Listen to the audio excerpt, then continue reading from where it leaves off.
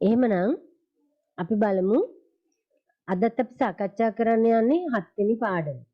7 වෙනි පාඩමේ නිපුණතා ගුණය අපි මුදල් හා මූල්‍ය ආයතන. එහෙනම් මුදල් හා මූල්‍ය ආයතන ගැන සාකච්ඡා කිරීමේදී අපි මීට පෙර සාකච්ඡා කරා නිපුණතා මට්ටම 1 යටතේ මුදල් කියන්නේ මොනවද? ඒ වගේම මුදල් වර්ග මොනවද? මේව සම්බන්ධව හඳුනාගත්තා. මුදලේ විකාශනය සම්බන්ධයෙන් කතා කරා. ඉතින් අද අපි කතා කරන්න යන්නේ මේ නිපුණතා මට්ටම දෙක ගැන. එහෙම නැත්නම් මේ පාඩමේ දෙවැනි නිපුණතා මට්ටම. ශ්‍රී ලංකාවේ මූල්‍ය ආයතන.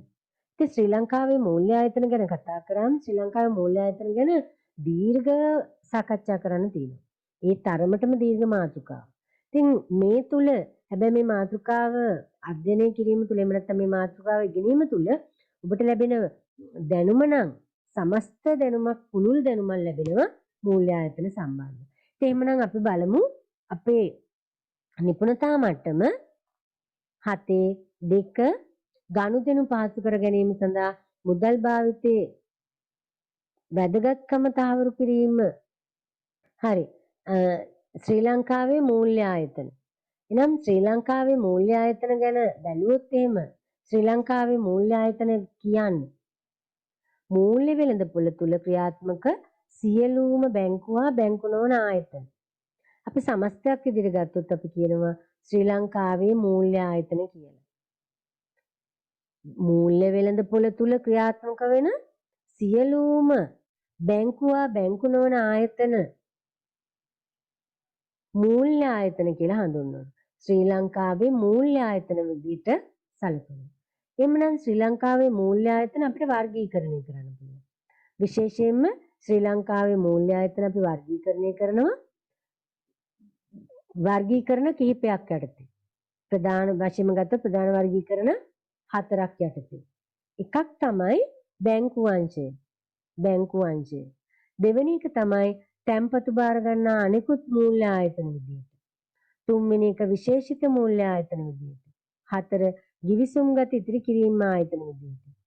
එනම් ශ්‍රී ලංකාවේ මූල්‍ය ආයතන වර්ගීකරණය කරන්න පුළුවන්. එහෙම නැත්නම් අපි මීට පෙර සාකච්ඡා කර එහෙම නැත්නම් මේ ස්ලයිඩ් එකේ කිව්ව ආකාරයෙන් ශ්‍රී ලංකාවේ මූල්‍ය වෙළඳපොලේ තියෙන මෙන්න මේ මූල්‍ය ආයතන ටික ලංකාවේ දැනට මූල්‍ය වෙළඳපොලේ තියෙන මේ මූල්‍ය ආයතන ටික මූල්‍ය ආයතන කිව්වේ ඇයි අපි? සියලුම බැංකුව බැංකු නොවන ආයතන. මේ සියල්ලනේ මූල්‍ය ආයතන කිව්වේ. මෙන්න මේ මූල්‍ය ආයතන ටික වර්ගීකරණය කරන්න පුළුවන් ප්‍රධාන කොටස් 4කට. ඒ ප්‍රධාන කොටස් 4 තමයි මේ. එකක් බැංකු අංශය. දෙවෙනි එක තැන්පතු බාර ගන්නා අනෙකුත් මූල්‍ය ආයතන. 3 විශේෂිත මූල්‍ය ආයතන. 4 ගිවිසුම්ගත ඉදිරි කිරීම ආයතන. මෙන්න මේ කියනා වූ වර්ගීකරණ 4 යටතට ශ්‍රී ලංකාවේ සියලුම මූල්‍ය ආයතන අයිති.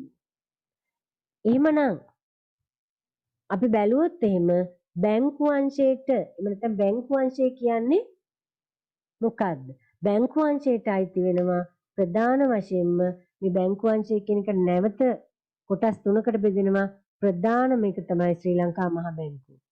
දෙවෙනි එක බලපත්‍රලාභී වාණිජ්‍ය බැංකු ටික. 3 බලපත්‍රලාභී විශේෂිත බැංකු. අපි පළවෙනි වර්ගීකරණයේ බැංකු අංශය කියලානේ ගත්තේ. මෙන්න මේ බැංකු අංශය කියන එක නැවත කොටස් 3කට බෙදෙනවා. ශ්‍රී ලංකා මහ බැංකුව, බලපත්‍රලාභී වාණිජ්‍ය බැංකු, බලපත්‍රලාභී විශේෂිත බැංකු. එතකොට ශ්‍රී ලංකා මහ බැංකුව ගැන කතා කරද්දී දරුවනේ ශ්‍රී ලංකා මහ බැංකුව ගැන අපිට මේ මුදල් හා මූල්‍ය ආයතන සම්බන්ධව සාකච්ඡා කරද්දී වෙනමම නිපුණතා මට්ටමක් තියෙනවා. ඉතින් ශ්‍රී ලංකා මහ බැංකුව සම්බන්ධයෙන් දීර්ඝව අපි මේ නිපුණතා මට්ටමේදී සාකච්ඡා කරා. නම් මූල්‍ය අංශය මෙන්න මේ ආකාරයෙන් ප්‍රධාන වශයෙන් කොටස් 3කට බෙදුවා. ඊළඟට තැන්පතු බාර ගන්න අනිකුත් මූල්‍ය ආයතන. මෙන්න මේ කියන දේ නැවත කොටස් 3කට බෙදෙනවා. බලපත්‍රලාභී නැත්නම් ලියාපදිංචි මුදල් සමාගම්, සමුපකාර ග්‍රාමීය බැංකු, ඒ වගේම සකසුරුවම්මා ණය දෙන සමුපකාර සමිති කියලා. එතකොට විශේෂිත මූල්‍ය ආයතන කියලා අපි තුන්වෙනි වර්ගීකරණය කිව්වා. විශේෂිත මූල්‍ය ආයතන වෙන්නේ අන්න ලංකාව තුල ක්‍රියාත්මක වන්නා වූ විශේෂිතම මූල්‍ය සමාගම් ටික. විශේෂිත කල්බදු මූල්‍ය සමාගම්, ඒ වගේම ප්‍රාථමික අලෙවිකරුවෝ, කොටස් තැරවුකරුවෝ ආයතන, ඒකක භාර හා ඒකක භාර කළමනාකරන සමාගම් වෙළඳපොළ අතරමැදියන් සහ අවසානික ව්‍යවසායකත්ව ප්‍රාග්ධන සමාගම්. විශේෂිත මූල්‍ය ආයතන කොටස් 6කට බෙදෙනවා. ඒ කොටස් 6 තමයි තියෙන්නේ මේ. විශේෂ කල්බද මූල්‍ය සමාගම්, ප්‍රාථමික අලෙවිකරුවෝ, කොටස් තැරැව්කරුවන්, ඒකක භාර, වෙළඳපොළ අතරමැදියෝ, ව්‍යවසාය ප්‍රාග්ධන සමාගම්. එහෙනම් අන්න අපේ හතරවෙනි වර්ගීකරණය තමයි මේ. ගිවිසුම්ගත ඉතිරි කිරීම ආයතන. ගිවිසුම්ගත ඉතිරි කිරීමේ ආයතන බැලුවොත් මෙන්න මේක නැවත කොටස් 5කට බෙදෙනවා. රක්ෂණ සමාගම්, සේවක අර්ථ සාධක අරමුදල, සේවානිවෘත්තන්ගේ භාර අරමුදල, අනුමත විශ්‍රාම අර්ථ සාධක අරමුදල්, රාජ්‍ය සේවා අර්ථ සාධක අරමුදල. එතකොට දැන් මෙන්න මේ කතා කරපු දේවල් ඇයි මම මේ නම් කිරීම විතරක් කරන්නේ? මේවා නම් කිරීම විතරක් කරන්නේ දරුවනේ අපි ශ්‍රී ලංකාවේ මූල්‍ය ආයතන මෙන්න මේ වර්ගීකරණය සමස්ත එක් සියලුම එක් වෙන වෙනම මේ ආයතන සම්බන්ධව සාකච්ඡා කරනවා. ඒතර වෙන වෙනම සාකච්ඡා කරන නිසා තමයි මම මේ එක එකක් නම් කරා විතරක් කරන්නේ. ඒතර අපි මේ සියල්ල ගැන පුළුල් අවබෝධයක් ලබා ගැනීම අවශ්‍යයි. ඒ එහෙමනම් බලන්න අපි ගත්තොත් එහෙම ශ්‍රී ලංකාවේ මූල්‍ය ආයතන සම්බන්ධයෙන් තමයි අපි සාකච්ඡා කරන්න යන්නේ. දැන් ශ්‍රී ලංකාවේ මූල්‍ය ආයතන ගත්තොත් ශ්‍රී ලංකාවේ මූල්‍ය ආයතන කියන්නේ මුදල් වෙළඳපොලේ ක්‍රියාත්මක සියලුම බැංකු හා බැංකු නොවන ආයතන ටික. මෙන්න මේ බැංකු හා බැංකු නොවන ආයතන ටික සියල්ල මූල්‍ය ආයතන කියලා හඳුන්වනවා. මෙන්න මේ මූල්‍ය ආයතන නැවත වර්ගීකරණය කරන ප්‍රධාන කොටස් 4ක් යටතේ. බැංකු අංශය, තැන්පතු භාර ගන්න අනිකුත් මූල්‍ය ආයතන, විශේෂිත මූල්‍ය ආයතන, ගිවිසුම්ගත ඉතිරි කිරීම ආයතන කියලා. මේ එකකට එකක් අයත් තුනේව තමයි කතා කරන්නේ. බැංකු අංශය නැවත කොටස් 3කට බෙදුණා.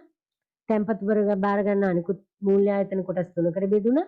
විශේෂිත මූල්‍ය ආයතන කොටස් 6කට බෙදුණා. ගිවිසුම්ගත ඉතිරි කිරීම ආයතන නැවතත් කොටස් 5කට බෙදුණා. ඉතින් මේ සමස්ත සියලුම ආයතන ගැන අපි වෙන වෙනම සාකච්ඡා කරනවා. ඉතින් ඔයාලා දැන් සටහන ලියාගෙනද යන්නේ? සටහන ලියනවද? සටහන ලියනවද? කතා කරන්න. හරි. එහෙනම් පුතේ ලියා ගන්න ඉස්සෙල්ලාම නිපුණතා මට්ටම 7.2 ශ්‍රී ලංකාවේ ව්‍යාපාර වර්ධනයට සහාය වන මූල්‍ය ආයතන පද්ධති අධ්‍යයනය කරන්න. මේක තමයි නිපුණතා මට්ටම. ඒ යටතේ මුලින්ම ලියන අනුමාතෘකාව ශ්‍රී ලංකාවේ මූල්‍ය ආයතන. ශ්‍රී ලංකාවේ මූල්‍ය ආයතන යනු ශ්‍රී ලංකාවේ මූල්‍ය ආයතන යනු ඡේදයක් ඉදිරි ලියන්න. මූල්‍ය වෙළඳපොළ තුල ක්‍රියාත්මක වන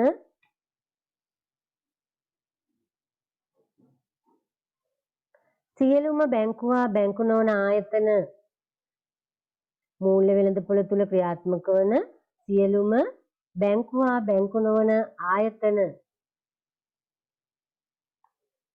මූල්‍ය ආයතන ලෙස හඳුන්වයි. මූල්‍ය ආයතන ලෙස හඳුන්වයි.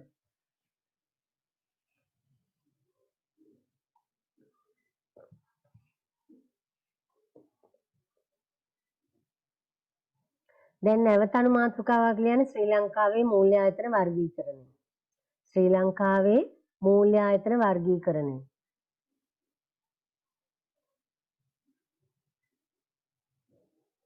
ශ්‍රී ලංකාවේ මූල්‍ය ආයතන වර්ගීකරණය. ඡේදයක් ඉදිරි ලියන්න. ශ්‍රී ලංකාවේ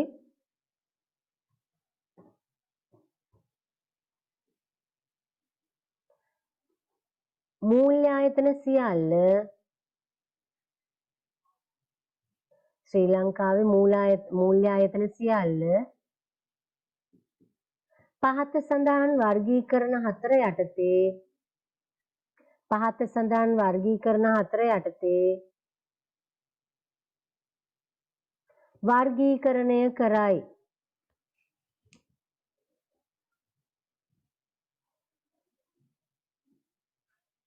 එනම් කියලා කමාවක් දාන්න. එක බැංකු අංශය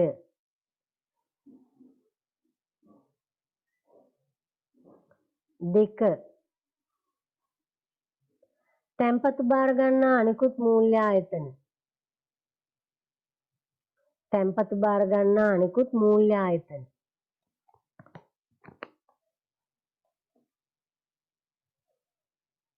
3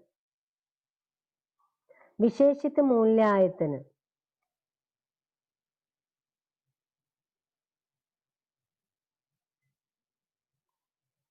4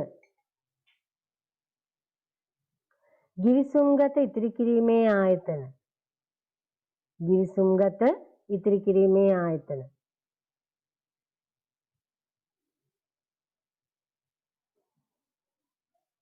එමනම් ශ්‍රී ලංකාවේ මූල්‍ය ආයතන මෙන්න මේ කියන පදනම් 4 යටතේ වර්ගීකරණය කරනවා. බැංකු අංශය, තැන්පතු බාර ගන්නා අනිකුත් මූල්‍ය ආයතන, විශේෂිත මූල්‍ය ආයතන, ගිවිසුම්ගත ඉතිරි කිරීමේ ආයතන. එහෙනම් පළවෙනි එක නැවත අනුමාතෘකාවකද ලියන්න බැංකු අංශය. එක කියලා ලියලා බැංකු අංශය.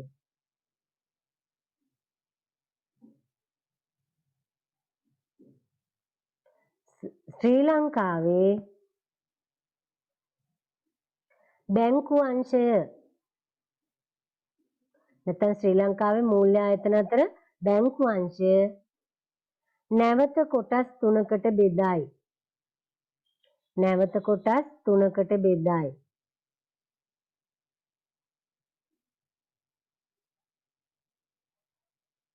එනම්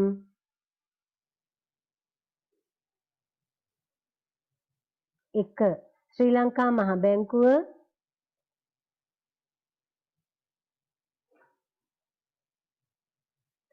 2 බලපත්‍රලාභී වාණිජ්‍ය බැංකු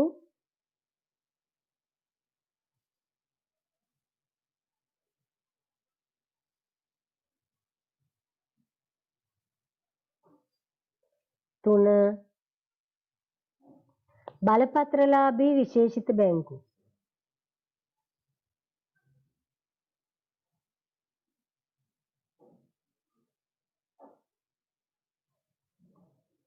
එහෙමනම් ශ්‍රී ලංකාවේ මූල්‍ය ආයතන වල වර්ගීකරණයේ පළවෙනි වර්ගීකරණය තමයි බැංකු අංශය. මේ බැංකු අංශය කියන එක කොටස් 3කට බෙදුවා. ශ්‍රී ලංකා මහ බැංකුව, බලපත්‍රලාභී වාණිජ්‍ය බැංකු, බලපත්‍රලාභී විශේෂිත බැංකු කියලා. අන්න නැවත අපි දෙවෙනි කොටස ගැන කතා කරන වර්ගීකරණ 2 තැන්පත් බාර ගන්නා අනිකුත් මූල්‍ය ආයතන. 2 තැන්පත් බාර ගන්නා අනිකුත් මූල්‍ය ආයතන.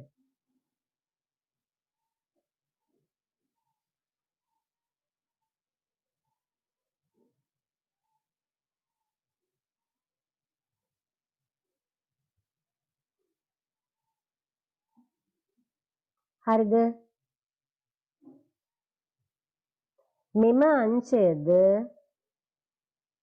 අංශයද නැවත කොටස් 3කට බෙදයි. මෙම අංශයද නැවත කොටස් 3කට බෙදයි.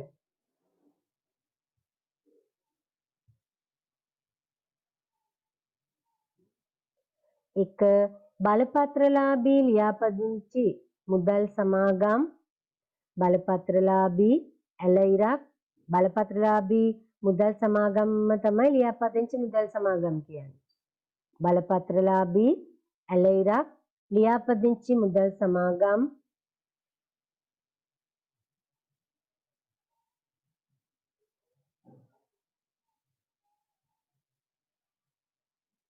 දෙක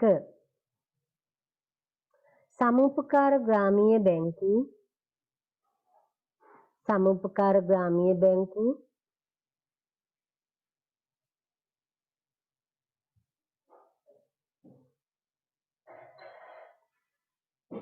3 සකසුරුවම් හා ණය දෙන සමුපකාර සමිති. සකසුරුවම් හා ණය දෙන සමුපකාර සමිති.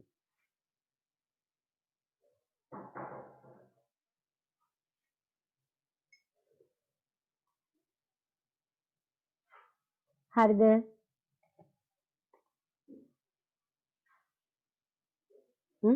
ලියලිවරද? ඉවරයි ඩී. හරි. එහෙමනම් තුන්වෙනි වර්ගීකරණය තමයි 3 විශේෂිත මූල්‍ය ආයතන. විශේෂිත මූල්‍ය ආයතන.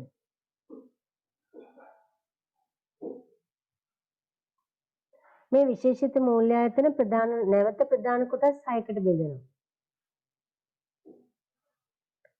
මාතෘකාව ලියන විශේෂිත මූල්‍ය ආයතන කියලා ලියන්න.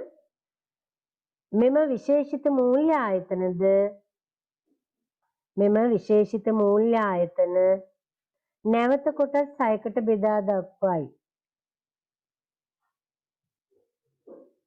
මෙම විශේෂිත මූල්‍ය ආයතන නැවත කොටස් 6කට බෙදා දක්වයි. 1. විශේෂිත කල්බදු මූල්‍යකරණ සමාගම්. විශේෂිත කල්බදු මූල්‍යකරණ සමාගම්.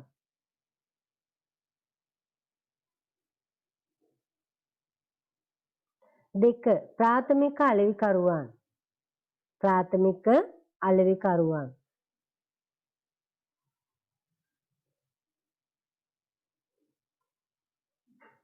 3. කොටස් තැරැව්කරුවන්.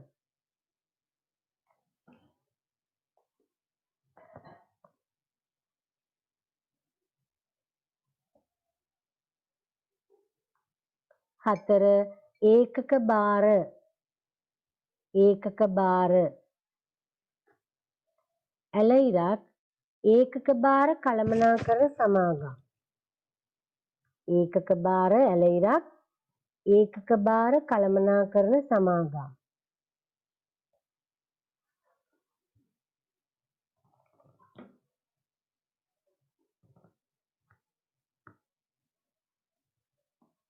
පහ. වෙළඳපොළ අතරමැදියන්.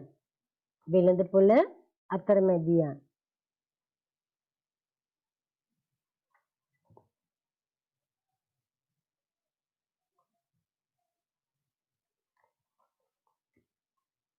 6. ව්‍යවසාය ප්‍රාග්ධන සමාගම්. ව්‍යවසාය ප්‍රාග්ධන සමාගම්.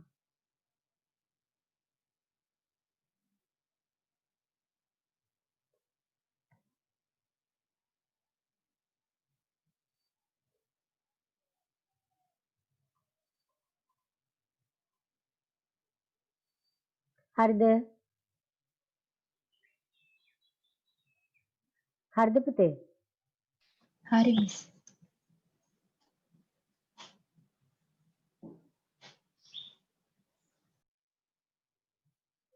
හතරවෙනි වර්ගීකරණය. ගිවිසුම්ගත ඉතිරි කිරීම ආයතන. ගිවිසුම්ගත ඉතිරි කිරීම ආයතන.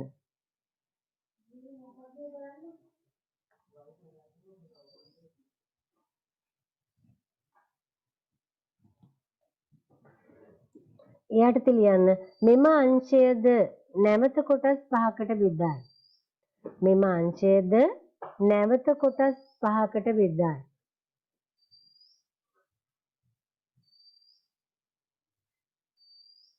එනම්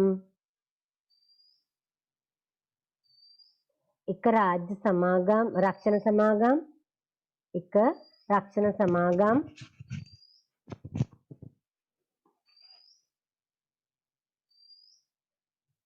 දෙක සේවක අර්ථසාධක අරමුදල. සේවක අර්ථසාධක අරමුදල.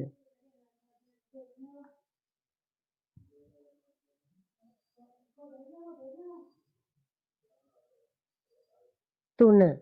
සේවා නියුක්තීන්ගේ භාරකාර අරමුදල. සේවා නියුක්තීන්ගේ භාරකාර අරමුදල.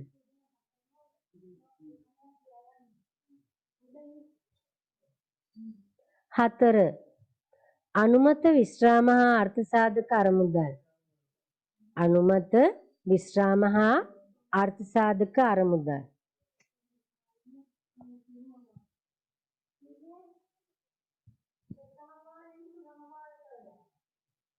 5.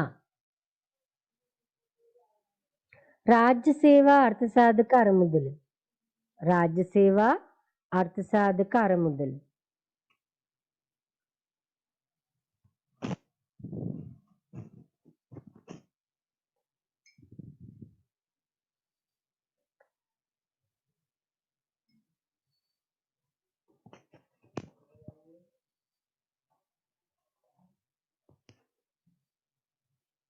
හරිද දැන්? හ්ම්?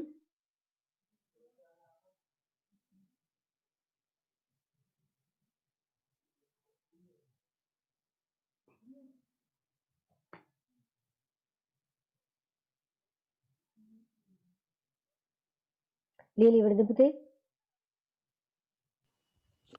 ඉවරයි ටීචර්. ඔව් මිස්. හරි. දැන් මේ ටිකේ වැදගත්කම මොකද්ද?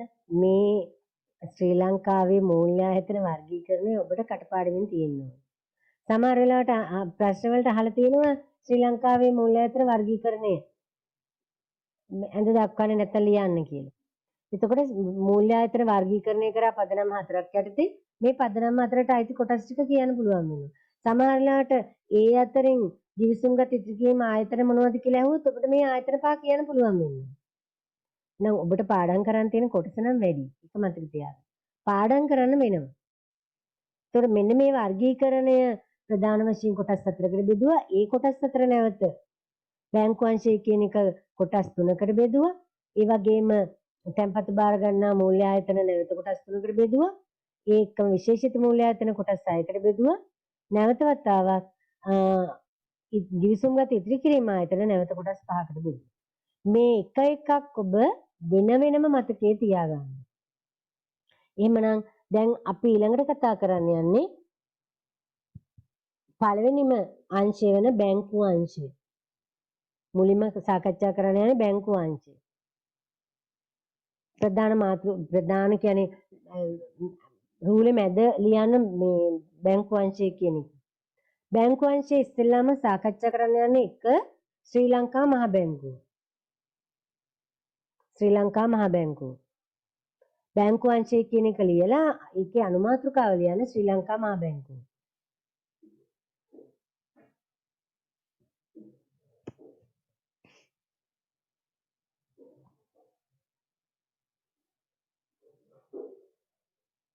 ඉතින් ශ්‍රී ලංකා මහ බැංකුව ගැන කතා කරොත් එහෙම ඔබ ඇත්තෙන්ම ශ්‍රී ලංකා මහ බැංකුව නොදන්නේ. ලංකාවේ ඕනෑම දරුවෙක්, ශිෂ්‍යෙක්, වැඩිහිටියෙක් ඕනම කෙනෙක් ශ්‍රී ලංකා මහ බැංකුව කියන එක දන්නවා. ඒතර අපි බැලුවොත් ශ්‍රී ලංකාවේ මූල්‍ය ප්‍රතිපත්තිය ක්‍රියාත්මක කරන්න රජයේ නියෝජිතයා ලෙස කටයුතු කරන කේන්ද්‍රීයම ආයතනය තමයි ශ්‍රී ලංකා මහ බැංකුව කියන්නේ. එහෙනම් ශ්‍රී ලංකා මහ බැංකුව සම්බන්ධයෙන් මම ඔබට කිව්වා වගේ දීර්ඝව මෙතන සාකච්ඡා කරන්න යන්න හැ. ඒකට හේතුව ශ්‍රී ලංකා මහ බැංකුව කියන එක අපේ මේකේ නිපුණතා මට්ටම තනි නිපුණතා මට්ටම. ඒතර ඒකෙදි දීර්ඝව සාකච්ඡා කරන්න යන නිසා මෙතෙන්දි පුංචි හැඳින්වීමක් විතරයි කරන්නේ. එහෙනම් මේක ලියා ගන්න. ශ්‍රී ලංකා මහ බැංකුව කියලා අනුමාතෘකාව ලියලා ලියා ගන්න. ශ්‍රී ලංකාවේ මූල්‍ය ප්‍රතිපත්තිය ක්‍රියාත්මක කිරීම සඳහා ශ්‍රී ලංකාවේ මූල්‍ය ප්‍රතිපත්තිය ක්‍රියාත්මක කිරීම සඳහා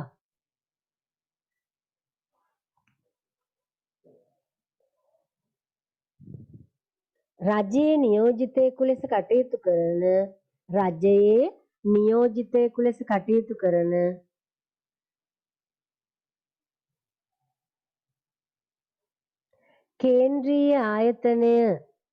කේන්ද්‍රීය ආයතනය ශ්‍රී ලංකා මහ බැංකුවයි. ඒ අනුව මොනවද ශ්‍රී ලංකා මහ බැංකුව කරන්නේ? රටේ මූල්‍ය ප්‍රතිපත්ති ක්‍රියාත්මක කිරීම සඳහා මැදිහත් වෙනවා. ඒ වගේම රජයේ වෙනුවෙන් ක්‍රියා කරමින් කාසියා මුදල් නෝට්ටු නිකුත් කිරීම සහ ඒ හා බැඳුණු සමස්ත ශ්‍රී ලංකාවේම මුදල් සම්බන්ධව සියලුම කටයුතු වල යෙදෙන රජයේ නියෝජිතයා බවට පත් වෙලා තියෙනවා. එහෙනම් දෙවෙනි ආයතන ලියන බලපත්‍රලාභී වාණිජ්‍ය බැංකුව. මේ බලපත්‍රලාභී වාණිජ්‍ය බැංකුව ගැන කතා කරද්දී බලපත්‍රලාභී වාණිජ්‍ය බැංකුව කියන්නේ මොනවද? බලපත්‍රලාභී වාණිජ්‍ය බැංකුව. අපි දන්නවා වාණිජ්‍ය බැංකුව කියන එක සම්බන්ධයෙන් ඔබ ඉගෙන ගත්තා. මම මීට පෙර නිතර කියන වගේ O level වලදී කොමර්ස් කරා නම් ඒ අය ඉගෙන ගත්තා වාණිජ්‍ය බැංකුව. ඒතර වාණිජ්‍ය බැංකුව කිව්වේ මොනවා නිසාද වාණිජ්‍ය බැංකුව වැදගත් උනේ? ජංගම ගිණුම් ඇතුළු අනිකුත් තැන්පතු ගිණුම් පවත්වාගෙන යාම නිසා. ජංගම ගිණුම් ඇතුළු අනිකුත් තැන්පතු පවත්වාගෙන යාම විශේෂයෙන්ම ජංගම ගිණුම් පවත්වාගෙන යාම තමයි ඔබ ආයේදී කතා කරන්නේ. එතකොට ජංගම ගිණුම් කියන එක ව්‍යාපාරිකයට ඉතාම වැදගත්. ඒ නිසාම ව්‍යාපාරිකයට සිදු වෙනවා මේ ජංගම ගිණුමක් විවෘත කරන්න. දැන් ජංගම ගිණුමක් විවෘත කරන්න පුළුවන් වෙන්නේ බලපත්‍රලාභී වාණිජ්‍ය බැංකුව. එහෙනම් බලපත්‍රලාභී වාණිජ්‍ය බැංකුවක් කියන එක හැඳින්වීමේදී අපි ගත්තොත් විශේෂමයි ජංගම ගිණුම්. ජංගම ගිණුම් ඇතුළු අනෙකුත් තැන්පතු ගිණුම් පවත්වාගෙන යාමත් මුදල් මැවීමටත් හැකියාව තියෙන විදේශ ව්‍යවහාර මුදල් ගිණුම් පවත්වාගෙන යන මූල්‍ය ආයතන විශේෂය තමයි බලපත්‍රලාභී වාණිජ්‍ය බැංකුව කියලා හඳුන්වන්නේ. ඒ වගේමයි ශ්‍රී ලංකා මහා බැංකුවේ මුදල් මණ්ඩලයේ ලියාපදිංචි බලපත්‍රලාභී වාණිජ්‍ය බැංකු රාශියක් තියෙනවා. ඒ වාණිජ්‍ය බැංකුව විදිහට ක්‍රියා කරන්න නම් ශ්‍රී ලංකා මහා බැංකුවේ වාණිජ්‍ය මණ්ඩලයේ ලියාපදිංචි කරන්න ඕන වාණිජ්‍ය බැංකුවක් විදිහට. අන්න ඒ බලපත්‍රය ලබා ගන්නා වූ වාණිජ්‍ය බැංකුව තමයි බලපත්‍රලාභී වාණිජ්‍ය බැංකුව වෙන්නේ. එතකොට මේ බලපත්‍රලාභී වාණිජ්‍ය බැංකුව ගත්තොත් එහෙම රාජ්‍යයට අයිති බැංකුත් තියෙනවා. ඒ වගේම පෞද්ගලික අංශයට අයිති බැංකුත් තියෙනවා. ඉතින් මේ දකින්න තියෙන්නේ රාජ්‍ය අංශයට අයිති ප්‍රධානම බැංකු දෙක. ලංකා බැංකුව, මහජන බැංකුව. මේකෙනුත් ලංකා බැංකුව තමයි ප්‍රධානම උනේ පැරණිම බැංකුව. මතකද අර ඉස්සර කියන විදිහට අර බිඳුව ලියන්නේ බිඳුව නෙමෙයිනේ ලංකා බැංකුව කියන්නේ බිඳුව නෙමෙයි තියෙන්නේ. ඩයන්නක වගේ හැඩයේ තියෙන බිඳුව ඒක අතීතයේ ලඩකා බැංකුව කියලා ඉස්සර හැඳින්වුවේ. පැරණිම බැංකුව වාණිජ්‍ය බැංකුව අතරින් පැරණිම බැංකුව ලංකා බැංකුව. ඊළඟට මහජන බැංකුව. පෞද්ගලික අංශයට අයිති වාණිජ්‍ය බැංකුව තමයි මේ තියෙන්නේ. සම්පත්, කොමර්ෂල්, හැටර්නේෂනල්, සෙලාන්, ෆෑනේෂියා ඊළඟට DFCC මීට අමතරව තවත් මේ පෞද්ගලික බැංකු රාශියක් තියෙනවා. ඒන් ප්‍රධාන ටිකක් තමයි මම මෙතන අරන් තියෙන්නේ. එමනම් මෙන්න මේ කියන දේවල් නැත්නම් මේ බැංකු ටික අර අපි කතා කරා වගේ මේ බලපත්‍රලාභී වාණිජ්‍ය බැංකු වලට අයිති. ඉතින් බලපත්‍රලාභී වාණිජ්‍ය බැංකු මේ මම මීට පෙර පැහැදිලි කරා වගේම රාජ්‍ය අංශයටත් අයිති ඒකම පෞද්ගලික අංශයටත් අයිති. ඉතින් එහෙමනම් මේ මෙතෙන්දි කිව්වා මුදල් මැවීමට හැකියාව තියෙනවා කියලා. ජංගම ගිණුම් ඇතුළු අනිකුත් තැන්පතු ගිණුම් පවත්වාගෙන යනවා.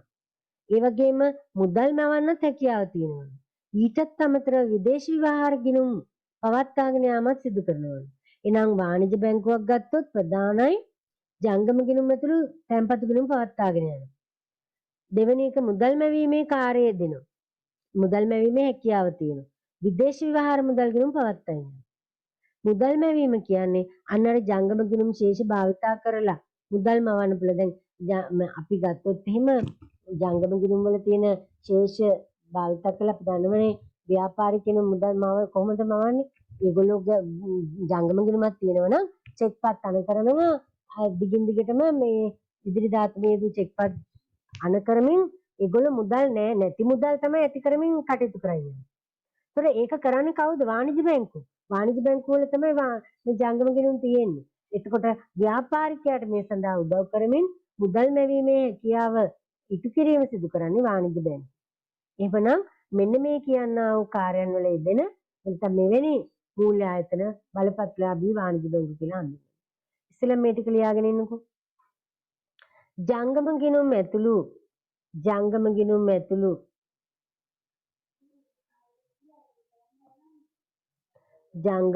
ඇතුළු අනෙකුත් තැන්පතු ගිණුම් පවත්වාගෙන යාම හා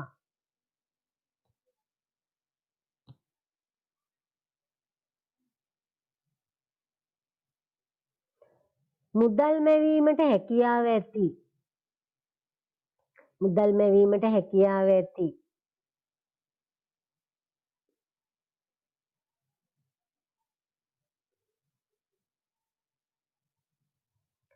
විදේශ ව්‍යවහාර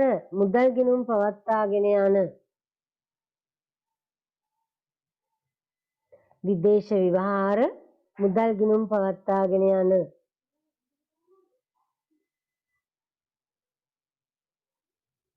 මූල්‍යායතන විශේෂය මූල්‍යායතන විශේෂය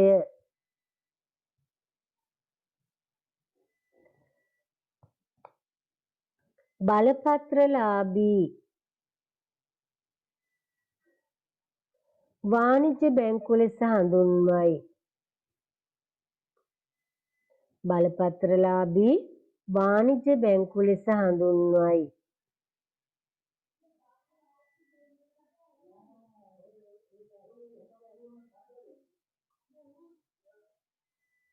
අලුත් ඡේද කියල යන ශ්‍රී ලංකා මහ බැංකුවේ හා ශ්‍රී ලංකා මහ බැංකුවේ හා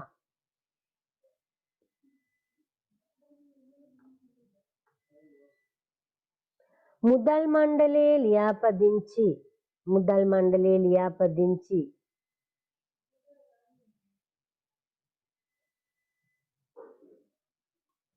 වාණිජ්‍ය බැංකු රාශියක් ඇති අතර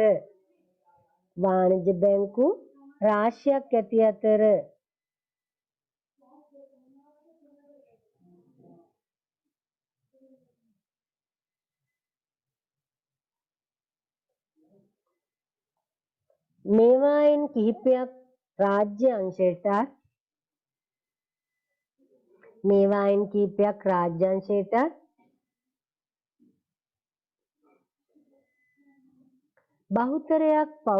අංශයටත් බහුතරයක් පෞද්ගලික අංශයටත් අයත් වේ.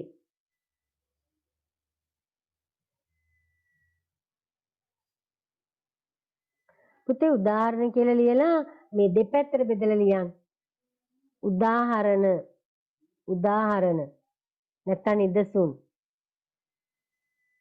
දෙපැත්තට බෙදලා ලියන. එක පැත්තක ලියන රාජ්‍යාංශයට අයත් වාණිජ්‍ය බැංකු, අනිත් පැත්ත ලියන්න පෞද්ගලික අංශයට අයත් වාණිජ්‍ය බැංකු කියලා.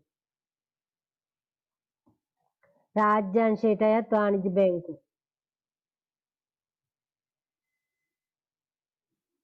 අනිත් පැත්ත ලියන්න පෞද්ගලික අංශයට අයත් වාණිජ්‍ය බැංකු.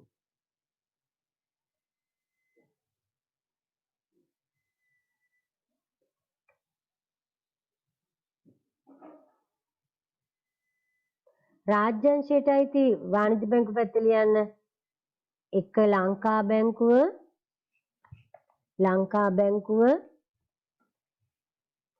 දෙක මහජන බැංකුව. ලංකා බැංකුව,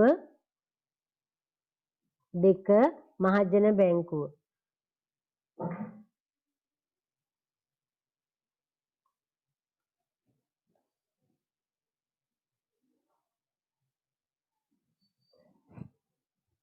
දැන් පෞද්ගලික අංශයට අයිති වාණිජ්‍ය බැංකු පැත්ත ලියන්න. එක සම්පත් බැංකුව,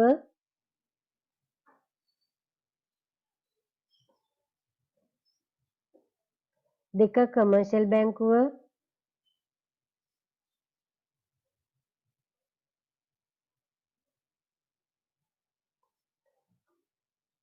තුන හැටන් නැෂනල් බැංකුව,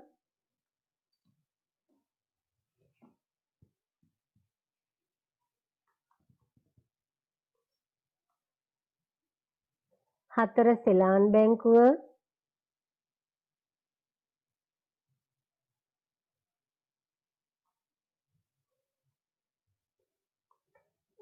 පහ ෆෑන් ඒෂියා බැංකුව,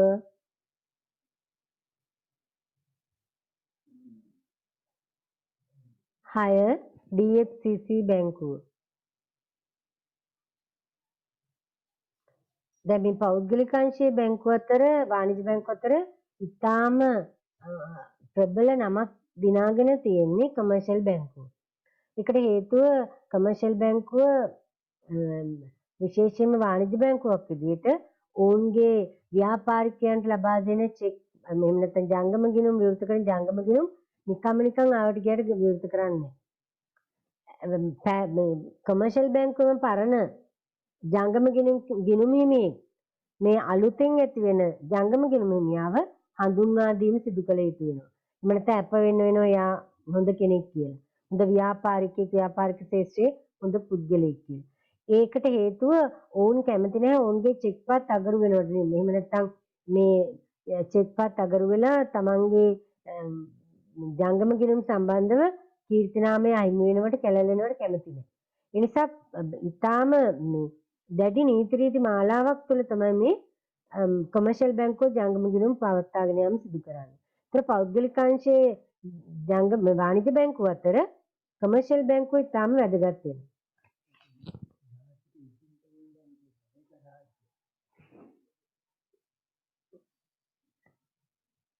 හරි ඊළඟට අපි ඊළඟ අනුමාතෘකාව ලියන්න බලපත්‍රලාභී වාණිජ්‍ය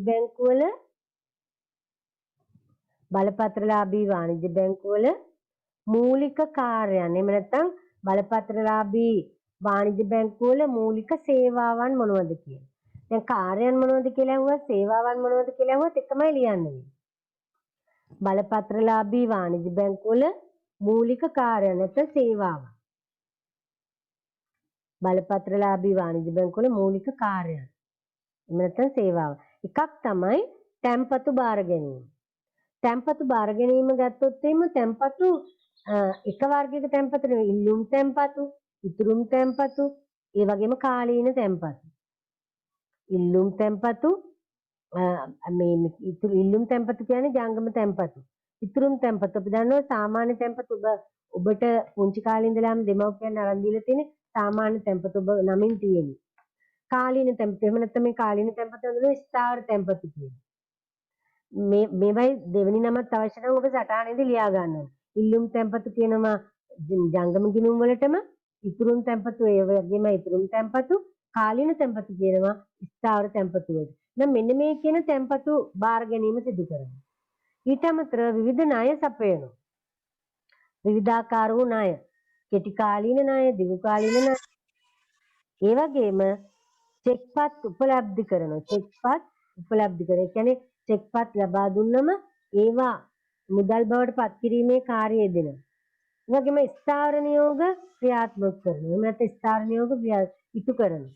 දැන් අපි ව්‍යාපාරිකයෙක් විදිහට ව්‍යාපාරිකයා ඊටාම කාර්යබහුලයි. ව්‍යාපාරිකයාට පුළුවන් කමක් නැහැ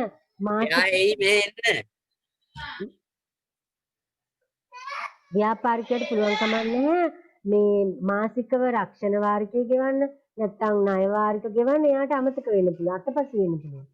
එවැනි වාතාවරණයකට පත් වුණොත් එහෙම වාණිජ්‍ය බැංකුවට මේ අදාළ ව්‍යාපාරිකයා නියෝගයක් දීලා තිබුණා නම් මගේ සෑම මාසයකම මෙන්න මේ අදාළ දිනෙදී මෙන්න මේ වටිනාකම මෙන්න මේ ආයතනෙට ගෙවන්න මම දැනුම් දෙන තෙක් කියලා දිගින් දිගටම මේ ස්ථාවර නියෝගයේ ක්‍රියාත්මක කිරීමේ වාණිජ්‍ය බැංකුව යෙදිලා ඉන්නේ. ඒතර ඒ ස්ථාවර නියෝගය අනුව වාණිජ්‍ය බැංකුව මේ විශේෂයෙන්ම මේ අදාළ ව්‍යාපාරිකයා වෙනුවෙන් ගෙවීම් කටයුතු වල නිරත වෙනවා. ඊළඟට මුදල් ප්‍රේෂණය කරන. එහෙම නැත්නම් අපි ගත්තොත් එහෙම මේ සියලුම කරුණු මම හිතන්නේ දීර්ඝවම කතා කරලා තිනවා ඔබට O level වලදී. මුදල් ප්‍රේෂණය කිරීම කාර්යයත් යෙදෙනවා. ඒතකොට මේ චෙක්පත් උපලබ්ධි කිරීම, ස්ථාවර නියෝග ක්‍රියාත්මක කිරීම, මුදල් ප්‍රේෂණ මේ කියන සියල්ල ව්‍යාපාරිකයාගේ පැත්තෙන් ව්‍යාපාරිකයාට තාම වැදගත් දෙයක්. ඒ වගේම විදේශ වෙළඳ කටයුතු සඳහා පහසුකම් සපයනවා. එතෙන්දී විදේශ මුදල් මේ දේශීය මුදල් අරන් විදේශ මුදල් ලබා දෙනවා. ඒ වගේම විදේශීය මුදල් කියන්නේ විදේශ මුදල් අරගෙන දේශීය මුදල් දෙනවා. මෙන්න මේ කියන කාර්යයන් වලත් යෙදෙනවා. ඊටත් අමතරව මේ ණයවර ලිපි නිකුත් කිරීම බැංකුව අනකර නිකුත් කිරීම සිදු කරනවා. ඒත් ණයවර ලිපි නිකුත් කිරීම බැංකුව අනකර නිකුත් කිරීමයි කියන දෙකම ව්‍යාපාරිකයන් වෙනුවෙන් සිදු කරනවා. එතෙන්ද විශේෂයෙන්ම ණයවර ලිපි නැත්නම් අපි භාණ්ඩ ණයට ගැනීමේදී අදාළ ව්‍යාපාරිකයා වෙනුවෙන් අර ගැනුම්කා එහෙම නැත්නම් අපි මිලදී ගන්න ණයට නම් ගැනුම්කරු වෙනුවෙන් ගැනුම්කරුට එහෙම නැත්නම් ගැනුම්කරුගේ බැංකු මූල්‍ය ආයතනයට දාන්නනවා.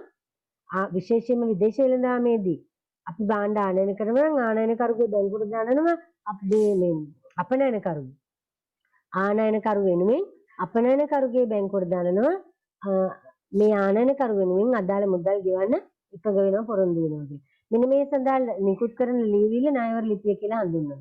ඒතර මෙන්න මේ ලිපි නිකුත් කිරීමත් බැංකුව අනකර නිකුත් කිරීමත් කියන දෙකම මේ බලපත්‍රලාභී වාණිජ්‍ය බැංකුව නිරත වෙනවා. ඊට අමතරව වෙනත් සේවාවන් වල යෙදෙනවා. අපි මේවා එකින් එක කතා කරනවා. හොඳද? මේ වෙනස් සේවාවන් කියන්නේ මොනවද? මේව කතා කරනවා. අපිට වාණිජ්‍ය බැංකු සම්බන්ධව මාතෘකාවක් තියෙනවා වෙනම සාකච්ඡා කරන්න එතෙන්දි කතා කරමු. එහෙනම් අනුමාතෘකාව ලියන්න වාණිජ්‍ය බැංකු වල මූලික කාර්යයන් නැත්නම් සේවාවක්. එකක් තමයි එහෙනම් පළවෙනි එක තැන්පතු බාර ගැනීම. තැන්පතු බාර ගැනීම. එක තැන්පතු බාර ගැනීම. වරහන් ඇතුලේ ලියන්න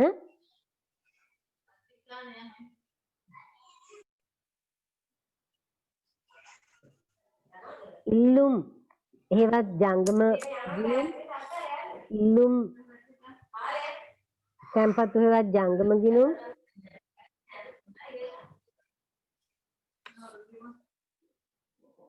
ඉතුරුම් තැන්පතු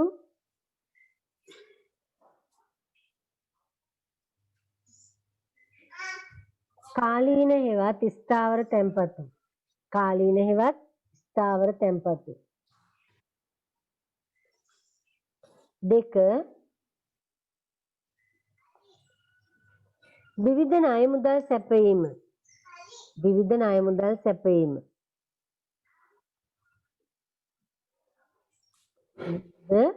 ණය මුදල් සැපයීම.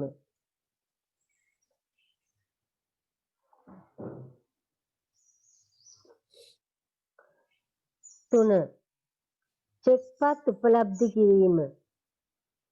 චෙක්පත් උපලබ්ධි කිරීම.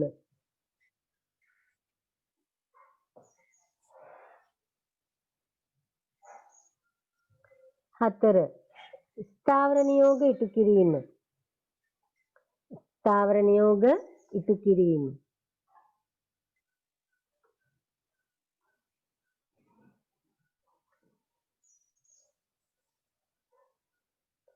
පහ මුදල් ප්‍රේෂණය කිරීම. මුදල් ප්‍රේෂණය කිරීම.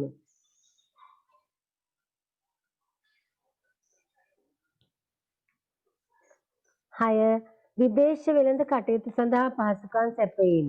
ඒතර මේ විදේශ සේවා විදේශ වෙළඳ කටයුතු සඳහා පහසුකම් සපයන විදි තමයි මේ දීලා තියෙන්නේ. විදේශ වෙළඳ කටයුතු සඳහා පහසුකම් සැපයීම. එතකොට විදේශ වෙළඳ කටයුතු වලදී තමයි මෙන්න මේ දෙක ඉටු කරන්නේ. විදේශ වෙළඳ කටයුතු සඳහා පහසුකම් සැපයීම. ඒ යටතේ ලියන්න ණයවර ලිපි නිකුත් කිරීම හා ණයවර ලිපි නිකුත් කිරීම හා බැංකු අනකර නිකුත් කිරීම. ණයවර ලිපි නිකුත් කිරීම හා බැංකු අනකර නිකුත් කිරීම.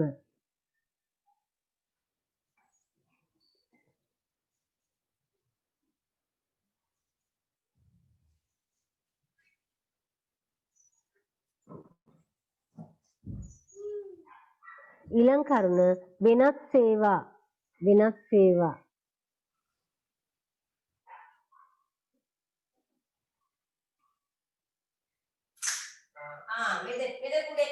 වෙනත් සේවා.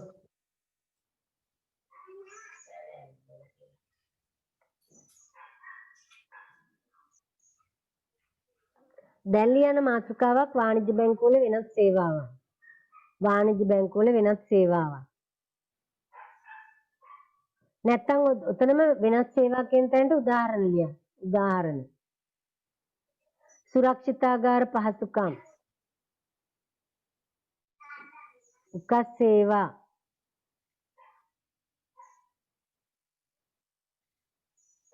ණයපත් නිකුත් කිරීම.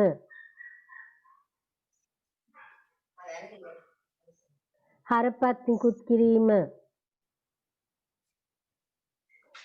කොටස් ප්‍රාරක්ෂණය.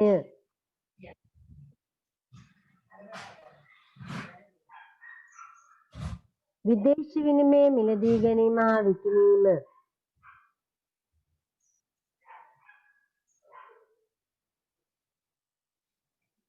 බැංකු අපකර සැපයීම.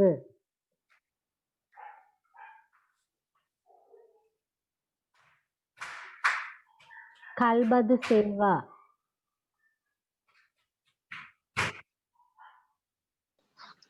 දුරකථන බැංකු සේවා උපදේශන සේවා.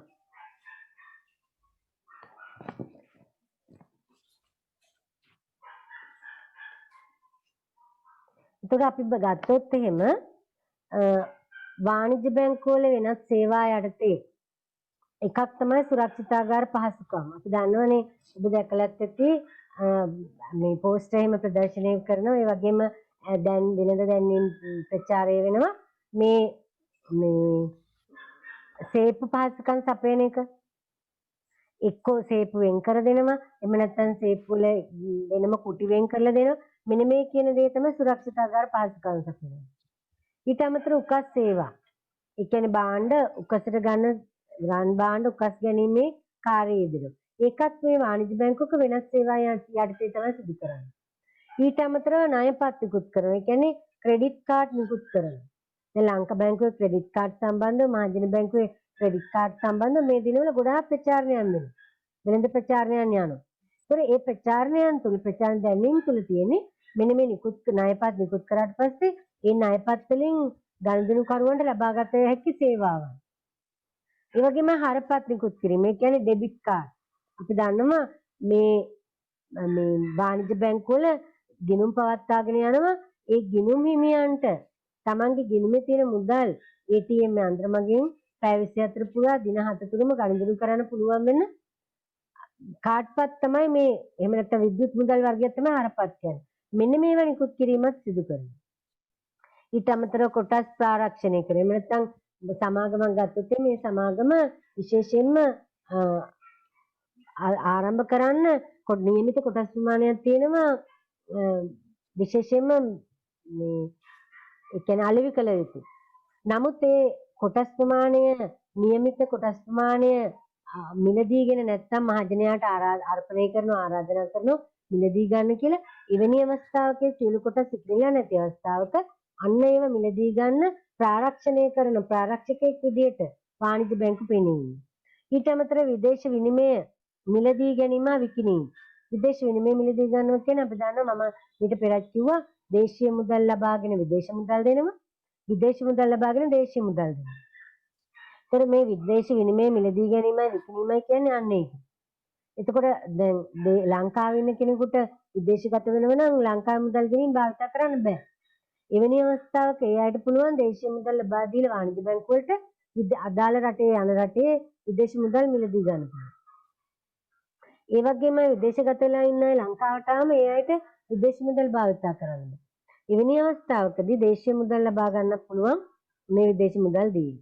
ඊට අමතරව බැංකුව අපකර මම ඊට පෙරත් කිව්වා අර විදේශ වෙළඳාමේ වගේම දේශීය වෙළඳාමේදීත් මේ බැඳුම් අපකර එහෙම නැත්නම් අපි කිව්වොත් මේ ව්‍යාපාරිකයාගේ ඉල්ලීම මත ණයවර ලිපි නිකුත් කිරීම සිදු කරනවා. ඒ වගේම කල්බදු සේවා පවත්වාගෙන යනවා. කල්බදු සේවා දැන් සමහර වෙලාවට අපිට අවශ්‍ය නම් ව්‍යාපාරිකයන්ට වත්කම් මිලදී ගන්න මුදල් නැත්නම් එවැනි අවස්ථාවක කල්බදු පහසුකම් වාණිජ්‍ය බැංකුව හරහා ලබා ගන්න පුළුවන්. ඒ වගේම දුරකථන බැංකු සේවා පවත්වාගෙන යනවා. ඊට අමතරව සමස්තයක් ඉදිරියේ මේ සියලුම කටයුතු සම්බන්ධව උපදේශන සේවා සපයනවා. ඉතින් මෙන්න මේ කියනා වූ දේවල් වාණිජ්‍ය බැංකුවක් ගත්තොත් වාණිජ්‍ය බැංකුවක වෙනස් සේවා යටතේ කතා කරනවා. ඒතර ඔබ බලයි වාණිජ්‍ය බැංකුව වල වෙනස් සේවා කතා කරා අනිත් ඒවා ඒ කතා කරන්නේ නැත්තේ. වාණිජ්‍ය බැංකුව වල වෙනස් සේවා වගේම අනිකුත් සේවා සම්බන්ධව අර මහ බැංකුව වගේම වෙනමම නිපුණතා මට්ටමක් තියෙනවා අපි සාකච්ඡා කරා. ඉතින් දීර්ඝ වශයෙන්ම අපි මේ නිපුණතා මට්ටමේදී ඒව සම්බන්ධව සාකච්ඡා කරනවා. ඒතර මෙතෙන්දි කරන්නේ මූලික දැනුම ලබා ගැනීම විතරයි. දැන් ඊළඟ මාතෘකාව ලියන්න බලපත්‍රලාභී වාණිජ්‍ය බැංකුව තරඟකාරීත්වයට මුහුණ දීමට ගෙන ඇති පියවර. බලපත්‍රලාභී වාණිජ්‍ය බැංකුව තරඟකාරීත්වයට මුහුණ දීම සඳහා ගෙන ඇති පියවර.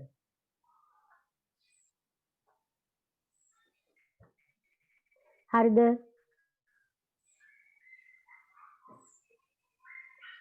බලපත්‍රලාභී වාණිජ්‍ය බැංකුව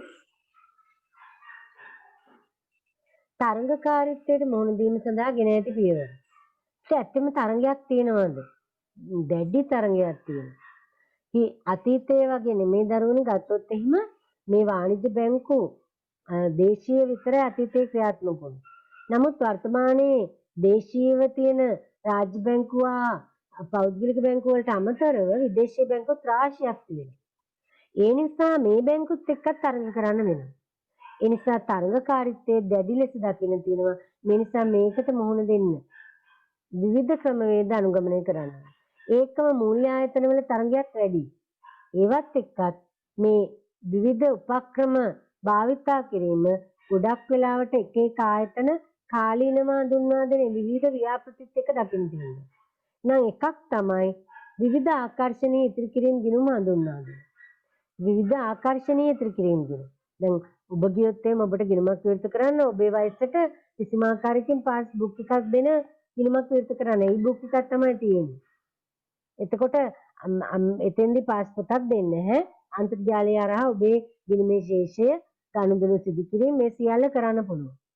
ඒකම වයස් මට්ටම් අනුව විවිධ ගිණුම් ආකර්ෂණීය ගිණුම් ඉතිරි කිරීමේ ගිණුම් හඳුන්වා දෙනවා. ඔය 18+ එහෙම මේ වගේ ගිණුම් හඳුන්වා දීම වාණිජ්‍ය බැංකුව විසින් සිදු කරනවා. ඒ වගේමයි මේ තියෙන HNB පැතුම් විමන ලංකා බැංකුව 18+ මේවා. ඊළඟට තමයි ටේලර් කාඩ්. එහෙම නැත්නම් අපි කියනවා විද්‍යුත් මුදල් හඳුන්වා දීලා තියෙනවා. Teller card, ATM machine ATM card, ණයපත් හරපත් හඳුන්වා දීලා තියෙනවා. එතකොට මේ වීසා ඉලෙක්ට්‍රොනික කාඩ් එක වීසා ඉලෙක්ට්‍රොනික කාඩ් තමයි මේ ටේලර් ණයපත් මේ හරපත් විදියට හඳුන්වා දීලා තියෙනවා. ඒ වගේම තවත් එකක් තමයි රක්ෂණ කටයුතු සහ වෛද්‍ය සේවා පහසුකම් සපයීම. රක්ෂණ කටයුතුත් වෛද්‍ය සේවා. රක්ෂණ කටයුතු සිදු කිරීම ගැන කතා කරද්දී මේ වාණිජ්‍ය බැංකු විදියට ගොඩක් වෙලාවට අපසුරුකුම් තැබීම කියන ගැටලුවට මුහුණ දෙන නිසා ව්‍යාපාරිකයෝ අනේ අපසුරුකුම් තැබීම සඳහා උදව් වෙන්න ගොඩාක් අවස්ථාවලදී මේ රක්ෂණය කියන එක හඳුන්වා දීලා ඕන්ම මේ කාර්ය කරවලා දීම සිදු කරනවා. ඒකම වෛද්‍ය සේවා පහසුකම් සැපයීම සඳහා අතරමැදියෙක් ලෙසත් කටයුතු කරනවා. සම්පත් බැංක් චැනලින් සර්විස් කියන එක මේ වගේ වාණිජ්‍ය බැංකුවක් ඉදිරි සම්පත් බැංකුව සිදු කරන එක. ඊළඟ බැංකු සේවා පුළුල් කිරීමත් කුඩා බැංකුත් ආරම්භ කළා තියෙනවා. දැන් ඔය කමර්ෂල් වගේ ඒවා මිනි කොම් බැංක් සුපිරි වෙළඳසැල ආශ්‍රිතව තියෙනවා. ඒතකොට ගනුදෙනු කරන්න පුළුවන්කම තියෙනවා. දැන් අතීතයේ වගේ නෙමෙයි සමහර වෙලාවට ගනුදෙනුකරුවෝ මේ විද්‍යුත් මුදල් ලබාගෙන නැති අවස්ථාවක් වුණා. එහෙම නැත්නම් ඕනෑම අවස්ථාවක මේ මිනි බැංකු මේ භාවිතා කරලා තමන්ගේ කටයුතු කරගන්න පුළුවන්කම ලැබෙනවා. ඊට අමතරව භාණ්ඩ අලෙවි සැල් ආරම්භලා තියෙනවා. උදාහරණ කොම් ඔසු සැල්. දැන් මේ කොම් බැංක් එකම මේ ඔසු සැල් පවත්වාගෙන යන මොකද පාරිභෝගිකයා ආකර්ෂණය කරගෙන විවිධ ක්‍රමවේද යටතේ. ඒතකොට එහෙමනම් මතක තියාගන්න මෙන්න මේ කියනා වූ කාර්යයන්වල නිරත වෙනවා බලපත්‍රලාභී වාණිජ්‍ය බැංකු තරඟකාරීත්වයට මුහුණ දෙනවා. ඒතර බලපත්‍රලාභී වාණිජ්‍ය බැංකුව ගත්තම රාජ්‍යාංශයයි පෞද්ගලික අංශයයි අංශ දෙකම සතුව තියෙනවා. මෙන්න මේ ආයතන අතර දැඩි තරඟයක් තියෙනවා. මේ තරඟකාරීත්වයට මුහුණ දීමට මේ කියනා වූ ක්‍රමවේද අනුගමනය කරනවා. එහෙනම් එක පළවෙනි එක ලියා ගන්න විවිධ ආකර්ෂණීය ඉතිරි කිරීමේ ගිණුම් හඳුන්වා දීම. එක විවිධ ආකර්ෂණීය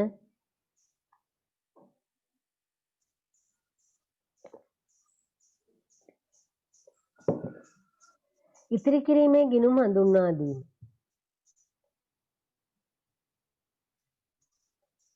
ඒ යටතේ උදාහරණ ලියා ගන්න.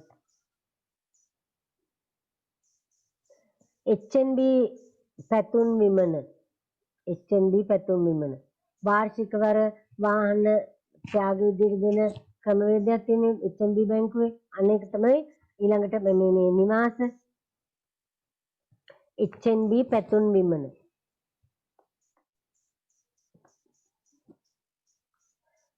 ලංකා බැංකුවේ 18+.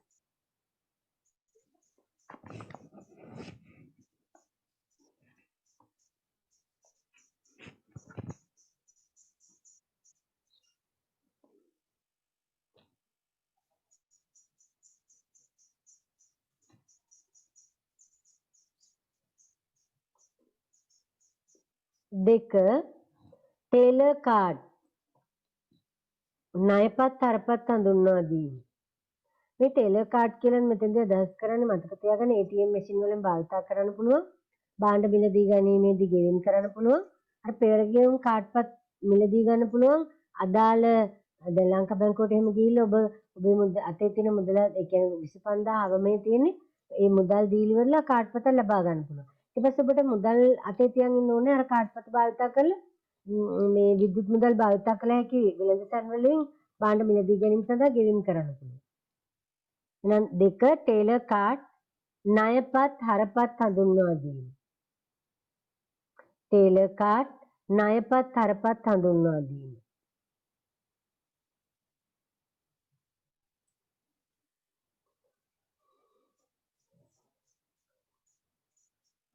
උදාහරණ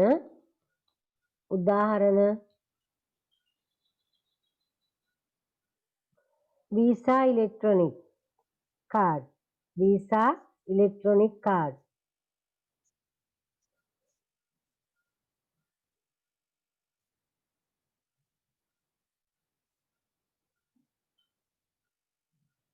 තුන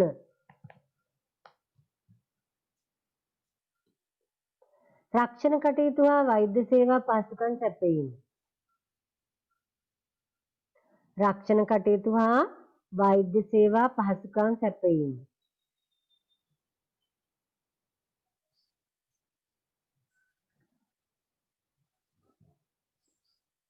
උදාහරණ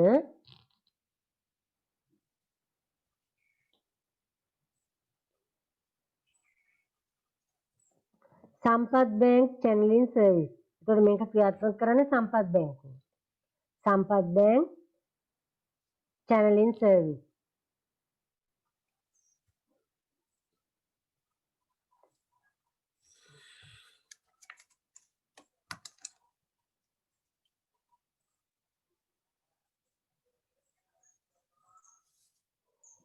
හතර බැංකු සේවා පුළුල් කිරීම හා කුඩා බැංකුව ආරම්භීම. බැංකු සේවා පුළුල් කිරීම හා කුඩා බැංකුව ආරම්භීම.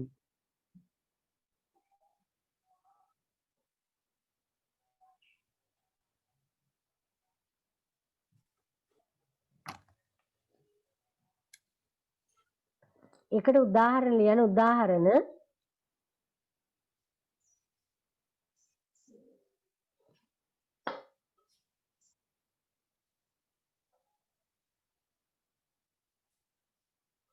සුපිරි වෙළඳසැල්වල ආරම්භ කර ඇති මිනිකොම් බෑන්ක්.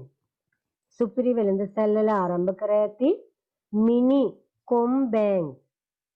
කොමර්ෂල් බැංකුවේ මිනි බැංකු තියෙනවා සුපිරි වෙළඳසැල්වල.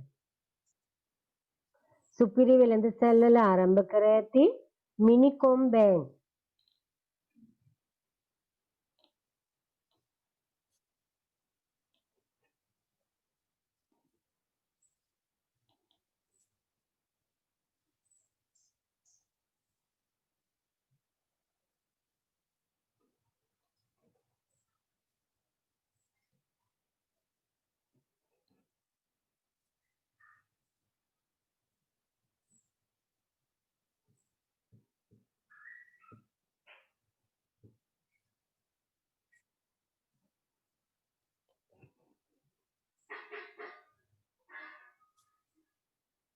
හරිද?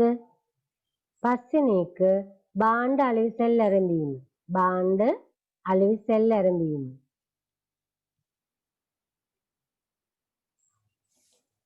භාණ්ඩ අලෙවිසැල් ආරම්භීම. උදාහරණ කොම් ඔසුසැල්. කොම් ඔසුසැල්.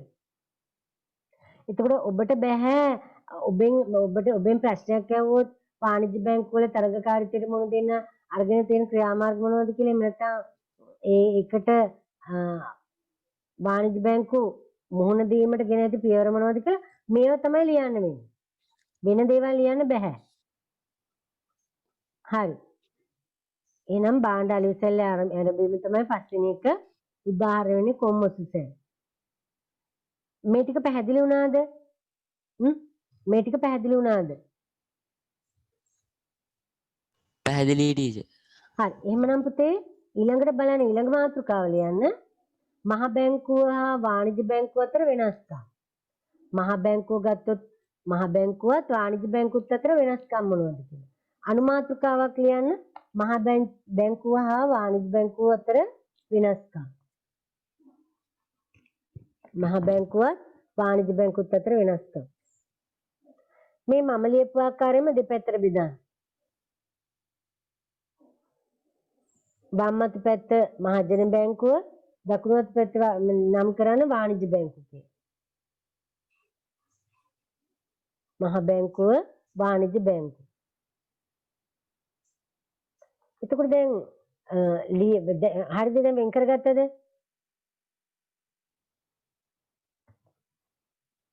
මේවා ලියන්න යන්න එපා. ඉන්නකො ඉස්සෙල්ලා පැහැදිලි කරගන්නකම්. දැන් හරි මේ විදිහට දැන් අපි වර්ග කරගෙන අපි බලමු මහ බැංකුවේ වාණිජ්‍ය බැංකුව අතර වෙනස්කම් මොනවද? දැන් අපි ගත්තොත් එහෙම රටකට මහ බැංකු ගොඩාක් තියෙනවද? අර වාණිජ්‍ය බැංකුව වගේ පෞද්ගලික අංශය රාජ්‍ය අංශය ඇතුව වෙන වෙනම තියෙනවද මහ බැංකු? මහ බැංකුව කියන එක රටක මොන වගේද? එකක්ද තියෙන ගොඩක්ද? එකක් විතරයි. එකත්ති ඔව් එකයි. එහෙනම් රටකට මහ බැංකු තියෙන එකයි. නමුත් වාණිජ්‍ය බැංකු රාශියක් තියෙන පුළුවන්. කොහොමද? වාණිජ්‍ය බැංකු අපි පැහැදිලි කරගත්තා වගේ රාජ්‍ය සතු වාණිජ්‍ය බැංකුත් තියෙනවා, පෞද්ගලික අංශ සතු වාණිජ්‍ය බැංකුත් තියෙනවා. ඒතර පෞද්ගලික අංශ සතු වාණිජ්‍ය බැංකු තවත් අර්ගන විදේශී බැංකුත් තියෙනවා. එහෙමනම් මහ බැංකුව කියන්නේ රටක එකයි තියෙන්නේ. නමුත් වාණිජ්‍ය බැංකු රාශියක් පවතිනවා. රාශියක් පවතින හේතුව තමයි පෞද්ගලික අංශය රාජ්‍ය අංශය දෙකම සතුව තියෙනවා. ඊට අමතරව විදේශී බැංකුත් තියෙනවා. ඒ වගේම මහ බැංකුව කියන එක මධ්‍යම ආණ්ඩුවට අයිති. මධ්‍යම රජයටයි අයිති. මහ බැංකුව රජයට අයිති දෙයක්. නමුත් වාණිජ්‍ය බැංකුව රජයට, පෞද්ගලික අංශයට, විදේශ රටවලට අයිතිව තියෙනවා. ඒ වගේම මහ බැංකුවක් ගත්තොත් එහෙම විවහාර මුදල් නිකුත් කිරීමේ බලය තියෙනවා. මහ බැංකුව තමයි විවහාර මුදල් නිකුත් කරන්නේ. රජයේ වෙනුවෙන් බලධාරියා විදිහට පෙනී ඉන්නේ. රජයේ බලයලත් නිලධරයා වෙන්නේ. වාණිජ්‍ය බැංකුව වලට එහෙම විවහාර මුදල් නිකුත් කරන්න බෑ. එවැනි බලයක් වාණිජ්‍ය බැංකුව වලට නැහැ. නමුත් මොන බලයක්ද තියෙන්නේ? මොන බලයක් තියෙනවද? මුදල් මැවීමේ හැකියාව තියෙනවා. ඒක තියෙනවා. හරිද? ඊළඟට අපි මෙතන බැලුවොත් එම තවදුරටත් මුදල් සැපයීම ඍජුවම පාලනය කරන මැදිහත් වෙනවා මහ බැංකුව. නමුත් වාණිජ්‍ය බැංකුව වලට එහෙම මැදිහත් වීමකට හැකියාව නැහැ. මහ බැංකුව තමයි විවිධ උපකරණ භාවිතා කරලා රජයේ මුදල් සැපයීම පාලනය කරන්නේ. නමුත් වාණිජ්‍ය බැංකුව වලට එහෙම කරන්න එහෙම කරන්න බලයක් නැහැ. වාණිජ්‍ය බැංකුව මහ බැංකුව කියන විදිහට කටයුතු කරන එක කරනවා. ඒ වගේම ආර්ථික මිල ස්ථායීතාව, මූල්‍ය ක්‍රමයේ ස්ථායීතාව ඇති කිරීම මූලිකම අරමුණ වෙනවා. මහ බැංකුවේ මූලික අරමුණු දෙකයි. ආර්ථික ස්ථායීතාව ඇති කිරීම, මූල්‍ය ක්‍රමයේ ස්ථායීතාව ඇති කිරීම. වාණිජ්‍ය බැංකුවල මූලික අරමුණු වෙන්නේ ද්‍රවශීලතාව ආරක්ෂා කිරීමත්, ලාභදායීත්වය වර්ධනය කිරීම.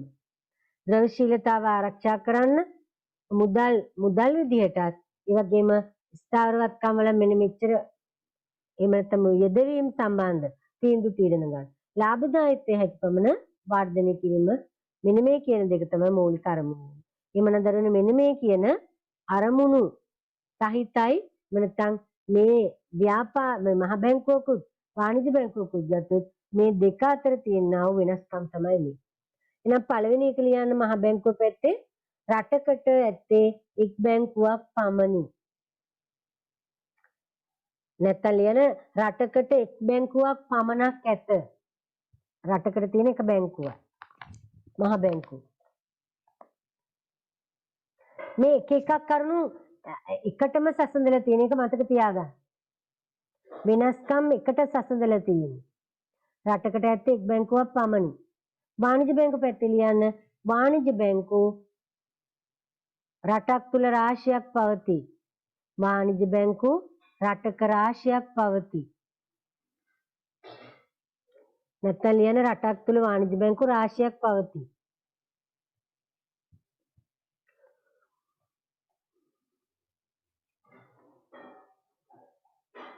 හරිද?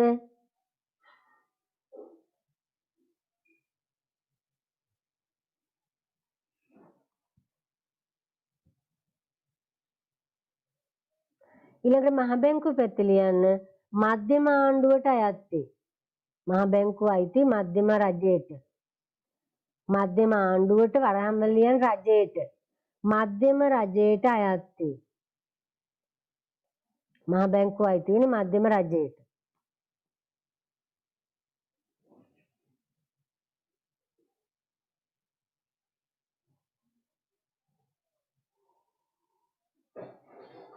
ඊළඟට ලියන්න වාණිජ බැංකු පැත්තේ රජයට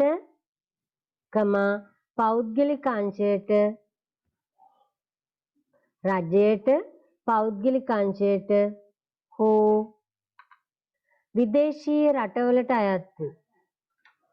රජයට පෞද්ගලික අංශයට හෝ විදේශීය රටවලට අයත් වේ.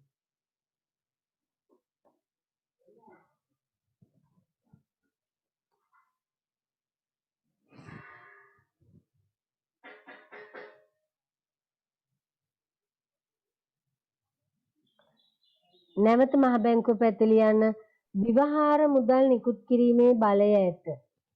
ව්‍යවහාර මුදල් නිකුත් කිරීමේ බලය ඇත. ව්‍යවහාර මුදල් නිකුත් කිරීමට බලය තියෙන මහ බැංකුවට.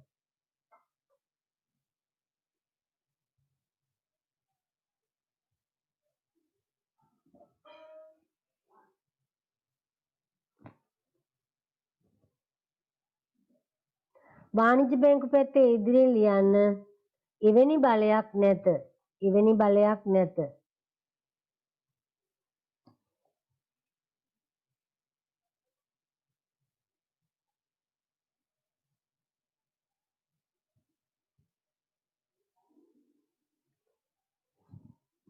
හතරවෙනි කරුණ මහ බැංකුව පැත්තේ ලියන්න මුදල් සැපයීම ඍජුවම පාලනය කරයි. හතරවෙනි කරුණ මුදල් සැපයීම ඍජුවම පාලනය කරයි.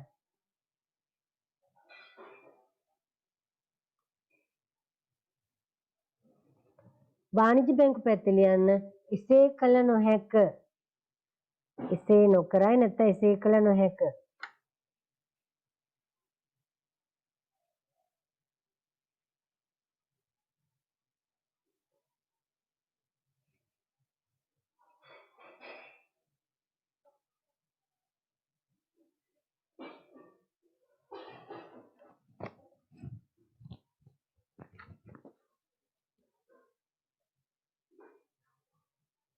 පස්වෙනි කරුණ මහ බැංකුව පැත්තේ ලියන්න ආර්ථික හා මිල ස්ථායීතාවයත් ආර්ථික හා මිල ස්ථායීතාවයත් ආර්ථික හා මිල ස්ථායීතාවයත්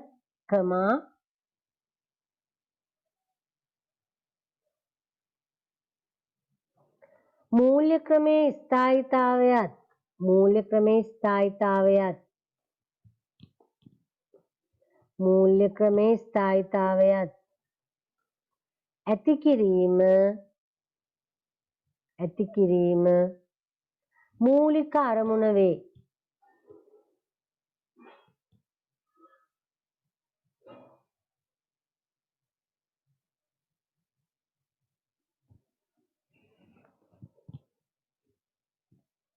දැන් වාණිජ බැංකු පැත්තේ ලියන්න ද්‍රවශීලතාව ආරක්ෂා කිරීමත්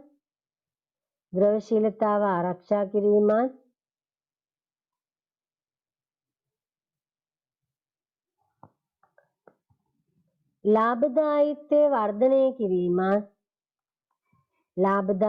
වර්ධනය කිරීමත් මූලික අරමුණ වේ.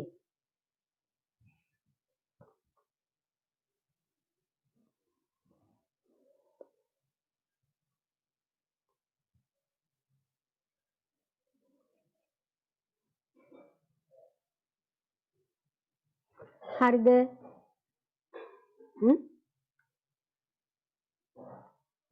ලියලා ඉවරද? Oh, miss.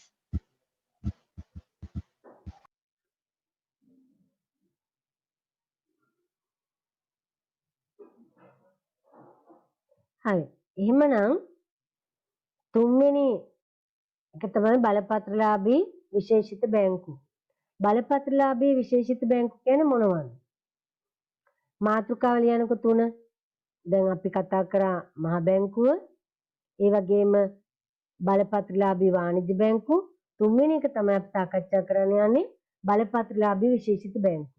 අපි එහෙනම් ඊළඟට බලමු තුන්වෙනි එක බලපත්‍රලාභී විශේෂිත බැංකු. මාතෘකාව ලියන්න අනුමාතෘකාව. බලපත්‍රලාභී විශේෂිත බැංකු. එනම් බලපත්‍රලාභී විශේෂිත බැංකු කියන්නේ බැංකු පනත යටතේ විශේෂිත බැංකු විදියට ව්‍යාපාර කටයුතු පවත්වාගෙන යාමට මහ බැංකුවෙන් බලපත්‍රයක් ලබාගෙන තියෙන ආයතන. බැංකු පනත යටතේ විශේෂිත බැංකුවක් විදියට ව්‍යාපාර කටයුතු ආරම්භ කරන්න, ඒ වගේම ව්‍යාපාර කටයුතු කරගෙන යන්න මහ බැංකුවෙන් බලපත්‍රයක් ලබාගෙන තියෙනවා නම් එවැනි ආයතන හඳුන්වනවා බලපත්‍රලාභී විශේෂිත බැංකු. මහ බැංකුවෙන් තමයි මහ බැංකුවේ බැංකු පනත යටතේ තමයි විශේෂිත බැංකුවක් යටතේ පවත්වාගෙන යන කටයුතු කරන්නේ පනතට අනුව මහ බැංකුවෙන් තමයි බලපත්‍රය මේ සඳහා ලබා ගන්න. එවැනි ආයතන හඳුන්වනවා බලපත්‍රලාභී විශේෂිත බැංකු කියලා. එහෙනම් මේ බලපත්‍රලාභී විශේෂිත බැංකු ගත්තොත් මේ බැංකු වල තියෙන විශේෂත්වය තමයි ජංගම ගිණුම් පවත්වාගෙන යන්න, ඒ වගේම විදේශ ගිණුම් කටයුතු වල නිරත වෙන්න අවසර නැහැ. මේ බලපත්‍රලාභී විශේෂිත බැංකු වලට බෑ ජංගම ගිණුම් පවත්වාගෙන යන්නත් බෑ. විදේශ විනිමය ගනුදෙනු වල නිරත වෙන්න. එවැනි බැංකු විශේෂයක් තමයි විශේෂිත බලපත්‍රලාභී බැංකු කියන්නේ. එහෙමනම් නමුත් මේ බැංකු වලට පුළුවන් ඉතිරි කිරීමේ ගිණුම් වගේම කාලීන තැන්පතු නැත්නම් ස්ථාවර තැන්පතු ගිණුම් පවත්වාගෙන යනවා. මහජනයාගේ මුදල් තැන්පතු බාරගෙන මේ ඉතිරි කිරීමේ ගිණුමුත් කාලීන තැන්පතු නැත්නම් ස්ථාවර තැන්පතු පවත්වාගෙන යාමට අවසර තියෙන බැංකු විශේෂය මූල්‍ය ආයතන විශේෂයක් තමයි බලපත්‍රලාභී විශේෂිත බැංකු කියන්නේ. උදාහරණ එහෙම බැලුවොත් එහෙම ඉතිරි කිරීමේ බැංකුව. ඉතිරි කිරීමේ බැංකුව මේ වගේ බලපත්‍රලාභී විශේෂිත බැංකුවක්. ඒ වගේමයි ජාතික ඉතිරි කිරීමේ බැංකුව එකක්, අනිත් එක ශ්‍රී ලංකා ඉතිරි කිරීමේ බැංකුව. ප්‍රාදේශීය සංවර්ධන බැංකුව. දැන් ග්‍රාමීය තියෙන RDB බැංකුව බලපත්‍රලාභී විශේෂිත බැංකුව. මේවට බෑ නම් මේ බැංකු වලට බෑ ජංගම ගිණුම් පවත්වාගෙන යන්න බෑ, විදේශ මුදල් ගනුදෙනු වල යෙදෙන්න බෑ.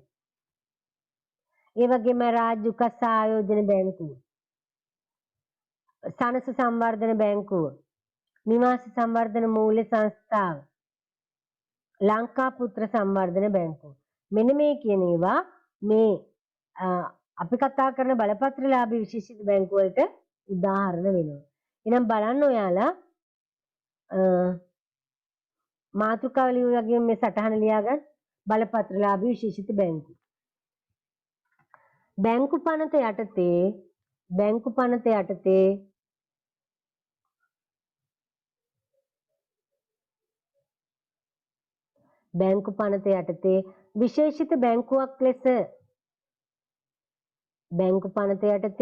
විශේෂිත බැංකුවක් ලෙස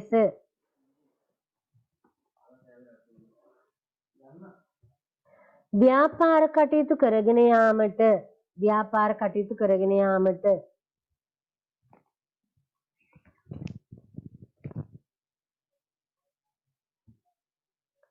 මහ බැංකුවෙන් බලපත්‍රයක් ලබාගෙන ඇති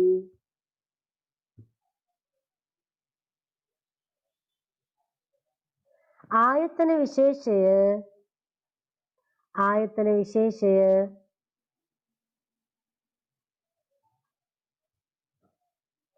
බලපත්‍රලාභී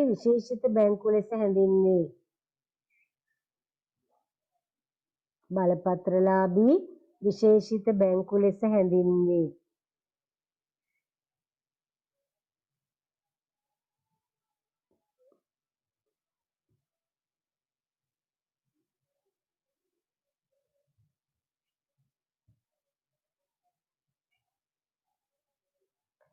අලුත් ඡේද කෙලියන මෙම බැංකුවල ඇති විශේෂත්වය වන්නේ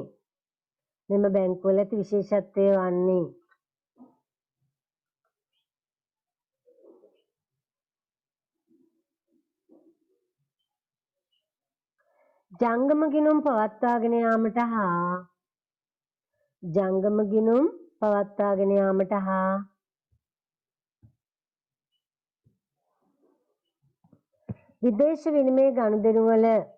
විදේශ විනිමය ගනුදෙනුවල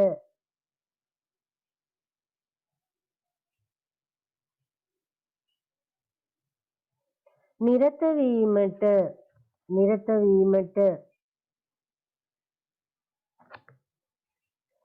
අවසර නොමැති වීමයි.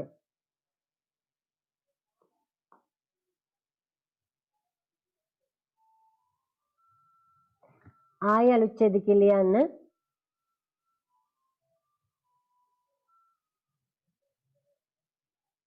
එහෙත්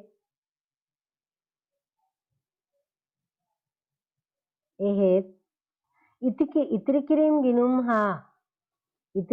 ගිණුම් හා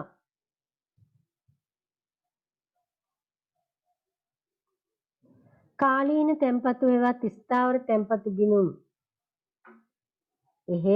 ඉතිරි කිරීමේ ගිණුම් හා කාලීන තැන්පතු හෙවත්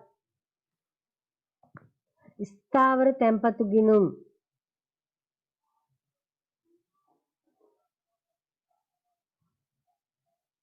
වශයෙන්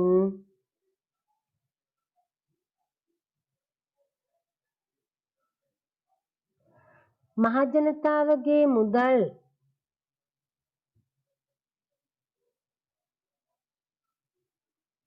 තැන්පත් බාර ගැනීමට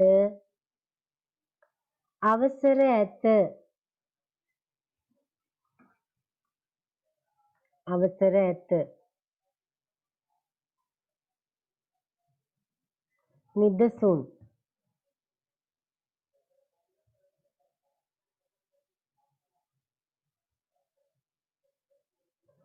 ජාතික ඉතිරි කිරීමේ බැංකුව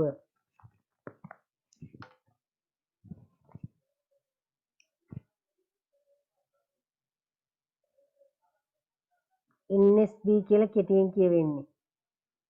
ශ්‍රී ලංකා ඉතිරි කිරීමේ බැංකුව SLSB. ශ්‍රී ලංකා ඉතිරි කිරීමේ බැංකුව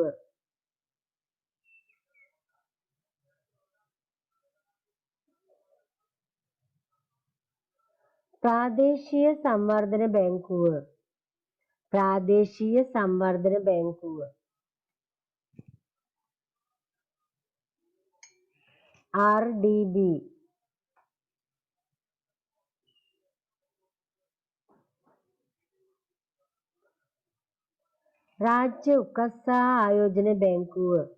රාජ්‍ය උකස්සා ආයෝජන බැංකුව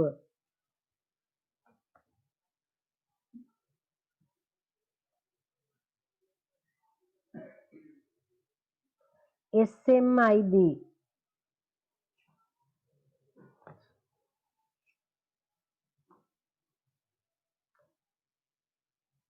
සනස සංවර්ධන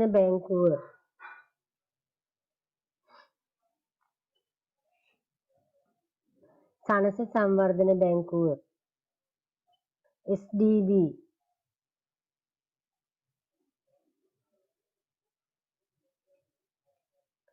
නිවාස සංවර්ධන මූල්‍ය සංස්ථා බැංකුව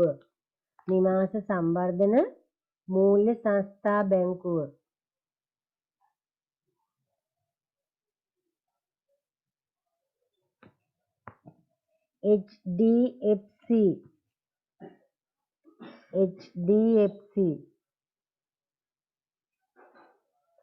ලංකාපුත්‍ර සංවර්ධන බැංකුව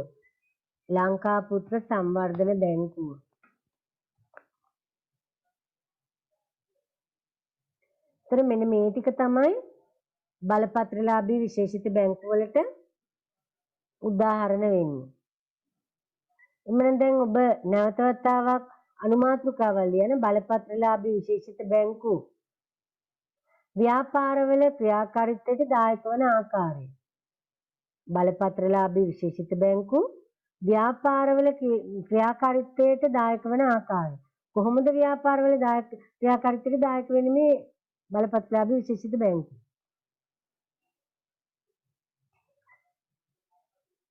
බලපත්‍රලාභී විශේෂිත බැංකු ව්‍යාපාරවල ක්‍රියාකාරීත්වයට දායක වන ආකාරය.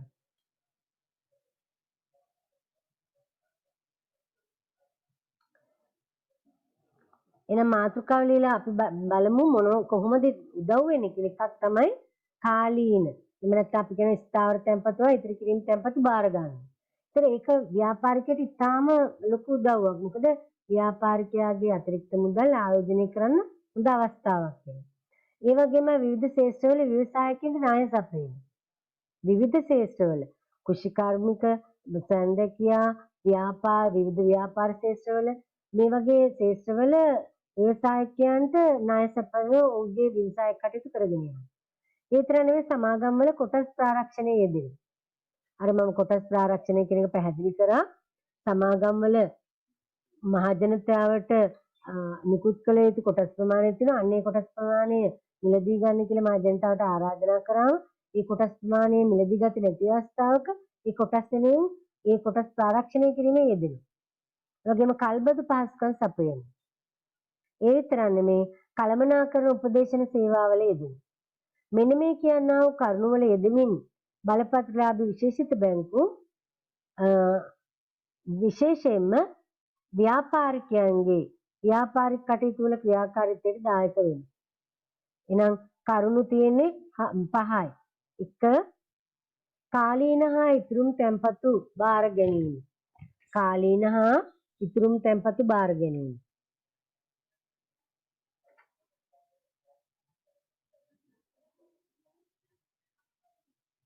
2. විවිධ ශේෂ්ත්‍රවල ව්‍යවසායකයන්ට ණය සැපයීම.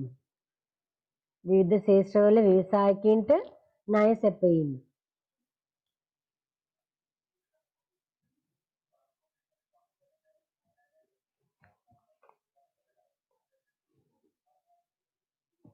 3. සමාගම්වල කොටස් ප්‍රාරක්ෂණ කටයුතු වල යෙදීම. සමාගම්වල කොටස් ප්‍රාරක්ෂණ කටයුතු වල යෙදීම. ඒත් කොටස් ප්‍රාරක්ෂණය කරන්න අවශ්‍ය ව්‍යාපාරවල සමාගම්වල. සමාගම්වල කොටස් ප්‍රාරක්ෂණ කටයුතු වල යෙදීම. කල්බදු පහසුකම් සැපයීම. 4. කල්බදු පහසුකම් සැපයීම.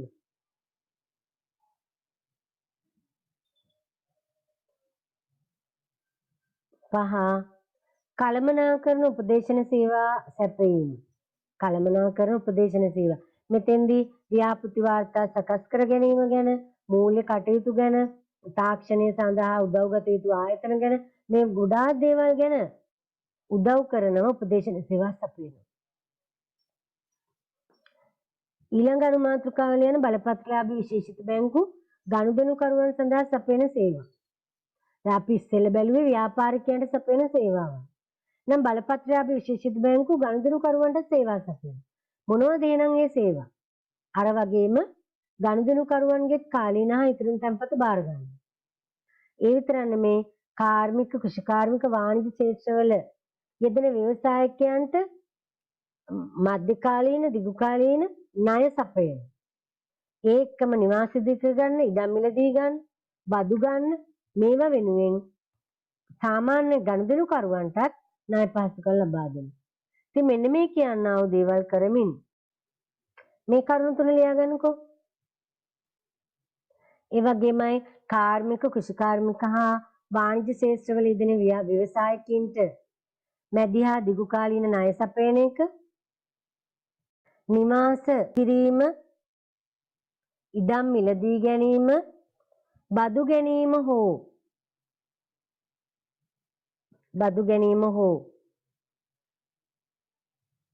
ඒ වෙනුවෙන්ගත් ණය පියවීමට ණය ලබා දීම. ඒ වෙනුවෙන්ගත් ණය පියවීමට ණය ලබා දීම.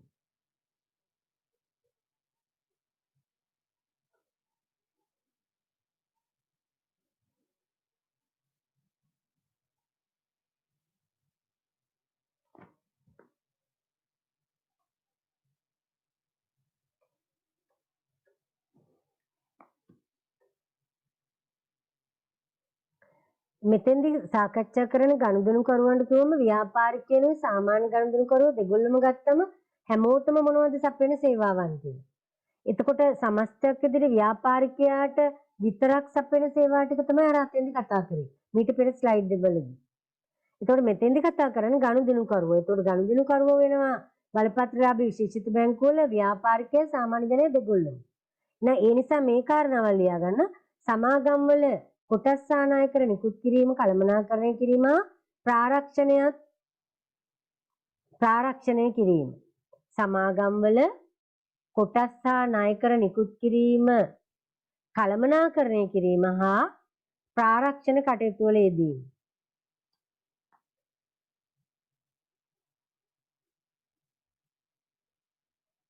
ඊළඟට ඉතිරි කිරීමේ සහතික පත්‍ර නිකුත් කිරීම. දැන් හිතන සමහර අවස්ථාවල ඔබටත් පුංචි කාලේ ලැබිලා ඇති. දැන් සමහර පුද්ගලයෝ ඉන්නවා තෑගි විදිහට මේ ඉතිරි කිරීමේ සහතික පත් දෙන්නේ. මුදල් දීලා සහතික පත් මිල දීගෙන ඒක තෑගි විදිහට ප්‍රදානය කරනවා. අන්නේ සහතික පත් නිකුත් කිරීමත් සිදු කරනවා.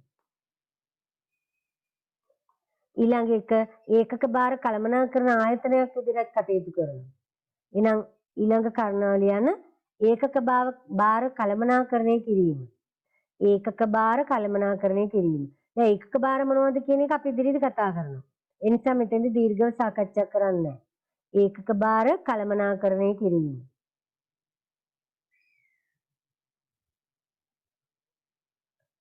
මුදල් තැරැව්කාර සේවා සැපයීම. මුදල් තැරැව්කාර සේවා සැපයීම. ඒතර මුදල් තැරැව්කාර සේවා කියන එකත් අපි සාකච්ඡා කරනවා ඉදිරියේදී.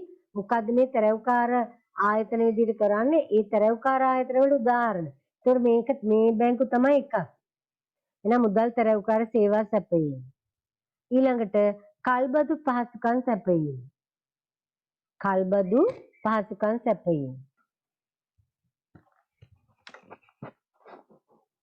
මෙන්න මේ කියන දේවල් තමයි බලපත්‍රලාභී විශේෂිත බැංකු ගනුදෙනුකරුවන්ට සපයන සේවා. ඒතර ගනුදෙනුකරුවන්ට කියුව මෙතෙන් සාමාන්‍ය ගනුදෙනුකරුවෝ සහ ව්‍යාපාරිකයෝ කියන ශේෂ්ඨ දෙකේම අයට මේ කියන සේවාවන් ඉටු කරනවා.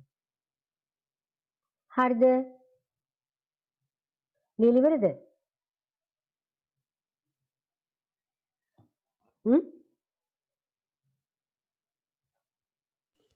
ඉවරයි ටීචර්.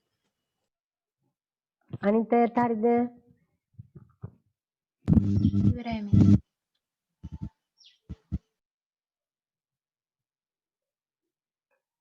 හරි එහෙනම් ඊළඟ මාතෘකාව ලියන බලපත්‍රලාභී වාණිජ්‍ය බැංකුත් බලපත්‍රලාභී විශේෂිත බැංකුත් අතර සමාන අසමානකම්. අපි මුලින්ම කතා කරන්නේ මේ බැංකු අංශය ගැනනේ. බැංකු අංශය කොටස් තුනකට බෙදුවා. මහ බැංකු, බලපත්‍රලාභී වාණිජ්‍ය බැංකු, බලපත්‍රලාභී විශේෂිත බැංකු. දැන් අපි බලන්නේ බලපත්‍රලාභී වාණිජ්‍ය බැංකුයි බලපත්‍රලාභී විශේෂිත බැංකුයි අතර තියෙන සමාන අසමානකම්. එහෙනම් මාතෘකාව ලියන්න බලපත්‍රලාභී වාණිජ්‍ය බැංකු හා බලපත්‍රලාභී වාණිජ්‍ය බැංකු හා බලපත්‍රලාභී විශේෂිත බැංකු අතර සමාන අසමානකම්.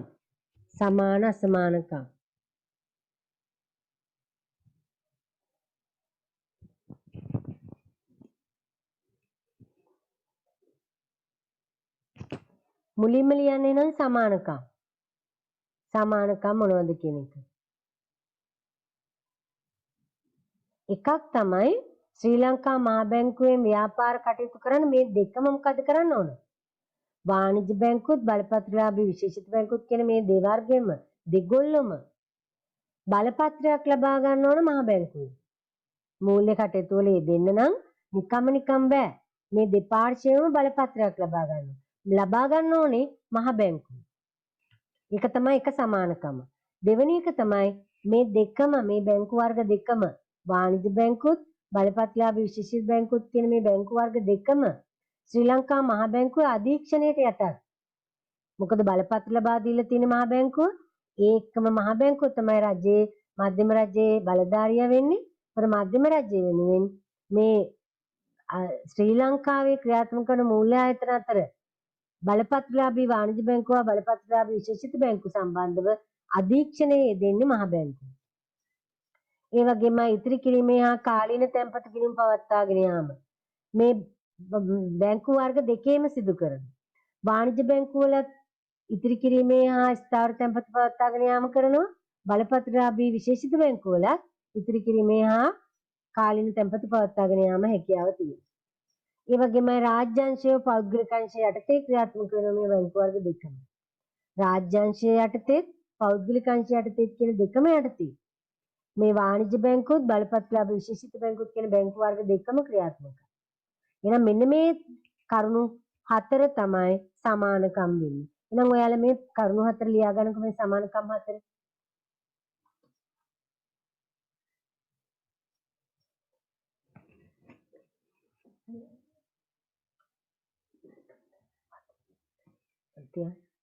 ටික ලිපෙන්ටි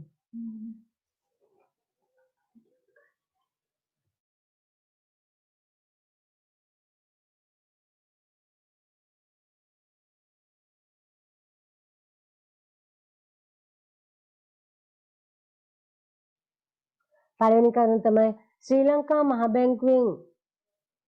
මහ බැංකුවෙන් ව්‍යාපාර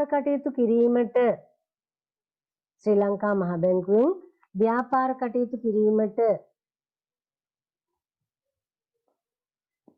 බලපත්‍රයක් ලබා ගත යුතු වීම.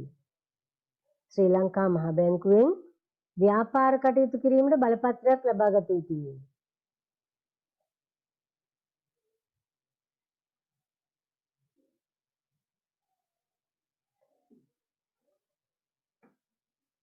දෙවෙනි කරුණ මහ බැංකුවේ අධීක්ෂණයට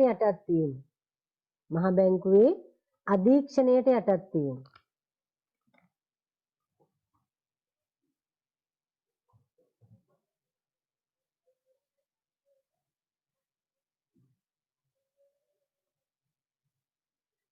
තුන්වෙනි කරුණ ඉතිරි කිරීමේ හා කාලීන තැන්පතු ගිණුම් පවත්වාගෙන යාම. ඉතිරි කිරීමේ හා කාලීන තැන්පතු ගිණුම් පවත්වාගෙන යාම. ඉතිරි කිරීමේ ගිණුම් කාලීන කියන්නේ ස්ථාවර තැන්පතු ගිණුම්.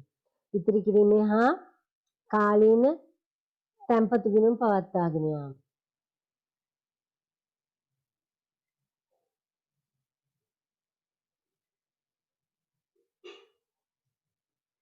හතර රාජ්‍යාංශය හෝ පෞද්ගලික අංශය යටතේ ක්‍රියාත්මක වීම. රාජ්‍යාංශය හෝ පෞද්ගලික අංශය යටතේ ක්‍රියාත්මක වීම.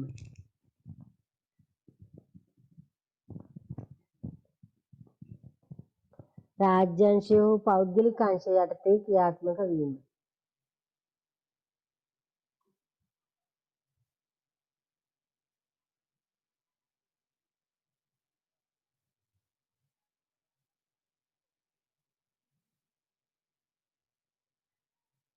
එතකොට අපි මේ කතා කර කරුණු හතරම බලපත්‍රලාභී වාණිජ්‍ය බැංකුවකත් බලපත්‍රලාභී විශේෂිත බැංකුවකත් වෙන සමානකම්.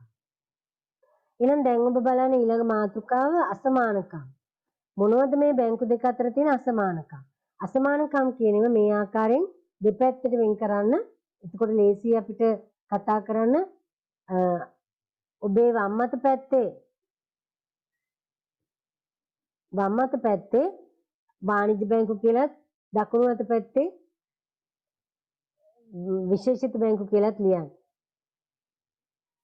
අසමානකම්. වම් අත පැත්තේ ලියන වාණිජ්‍ය බැංකු කියලා අනිත් පැත්තේ ලියන්න විශේෂිත බැංකු. පළවෙනි අසමානකම තමයි මේ වාණිජ්‍ය බැංකු ජංගම ගිණුම් පවත්වාගෙන යනවා. නමුත් ජංගම ගිණුම් පවත්වාගෙන යන්න බෑ මේ විශේෂිත බැංකු වලට. ඒ වගේමයි වාණිජ්‍ය බැංකු විදේශ විනිමය ගනුදෙනු වල නිරත වෙනවා. නමුත් හැඳින්වීමේදීම ඔබට පැහැදිලි ඇති හැඳින්වීමේදීම කිව්වා විශේෂිත බැංකු වලට බැරි තවත් කාර්යයක් තමයි මේ විදේශ විනිමය ගනුදෙනු වල නිරත වෙන්න. තුන්වෙනි වෙනස්කම තමයි අසමානකම තමයි ප්‍රධාන වශයෙන්ම කෙටි කාලීන ණය සහ බැංකු අයිරා පාසුකම් සපයනවා මේ වාණිජ්‍ය බැංකු. නමුත් අපි ගත්තොත් විශේෂිත බැංකු ප්‍රධානවම සිදු කරන්නේ දිගු හා මැදි කාලීන ණය සපයන එක. ඒගොල්ලන්ට බෑ බැංකු අයිරා පාසුකම් සපයන්න. කෙටි කාලීන ණය සපයනවත් අඩුයි. දිගු කාලීන ණය තමයි සපයන්නේ දිගු හා මැදි කාලීන ණය. නමුත් වාණිජ්‍ය බැංකු වල තියෙන විශේෂම දෙයක් තමයි අයිරා පාසුකම් පවත්වාගෙන යන පුළුවන්. ඉතින් මෙන්න මේ කරුණු තුන තමයි අසමානකම් වෙන්නේ. එහෙනම් අසමානකම් වල පළවෙනි කරුණ ලියන්න ජංගම ගිණුම් පවත්වාගෙන යාම. වාණිජ්‍ය බැංකු පැත්තේ ලියන්න ජංගම ගිණුම් පවත්වාගෙන යාම. ජංගම ගිණුම් පවත්වාගෙන යාම.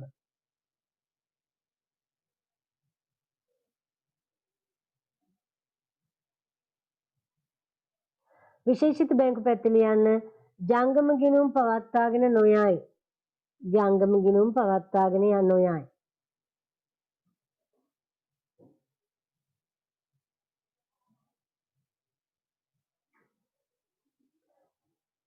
දෙවෙනි කරුණ වාණිජ්‍ය බැංකු පැත්තේ ලියන්න විදේශ විනිමය ගනුදෙනු වල නිරත වීම. විදේශ විනිමය ගනුදෙනු වල නිරත වීම.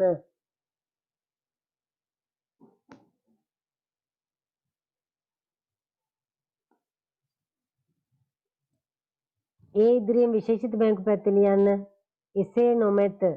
විදේශ විනිමය ගනුදෙනු වල නිරත විය නොහැක. විදේශ විනිමය ගනුදෙනු වල නිරත විය නොහැක. විශේෂිත බැංකු පැත්තේ ලියන්න. විදේශ විනිමය ගනුදෙනු වල නිරත විය නොහැක.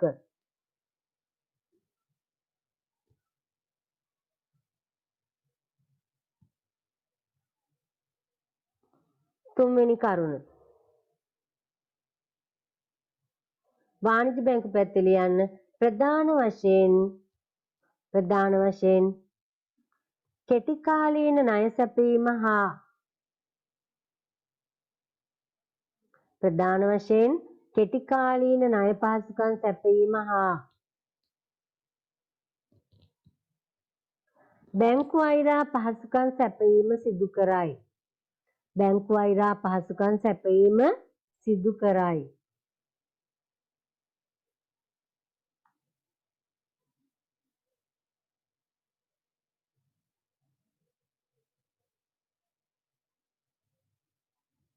දැන් විශේෂිත බැංකු පැත්තේ ලියන්න ප්‍රධාන වශයෙන් මැදි හා දිගු කාලීන ණය සපයයි. මැදි හා දිගු කාලීන නැත්නම් මධ්‍ය කාලීන හා දිගු කාලීන ණය සපයයි. මැදි හා දිගු කාලීන ණය සපයයි. නැත්නම් මධ්‍ය කාලීන ණය සපයයි.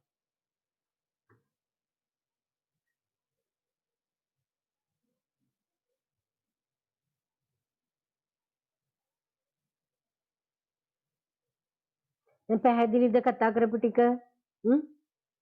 පැහැදිලිද නැත්නම් මොනවා හරි ගැටලු තියෙනවද? පැහැදිලි. හරි පුතේ දැන් අදට මම පාඩම නතර කරනවා මෙතනින්.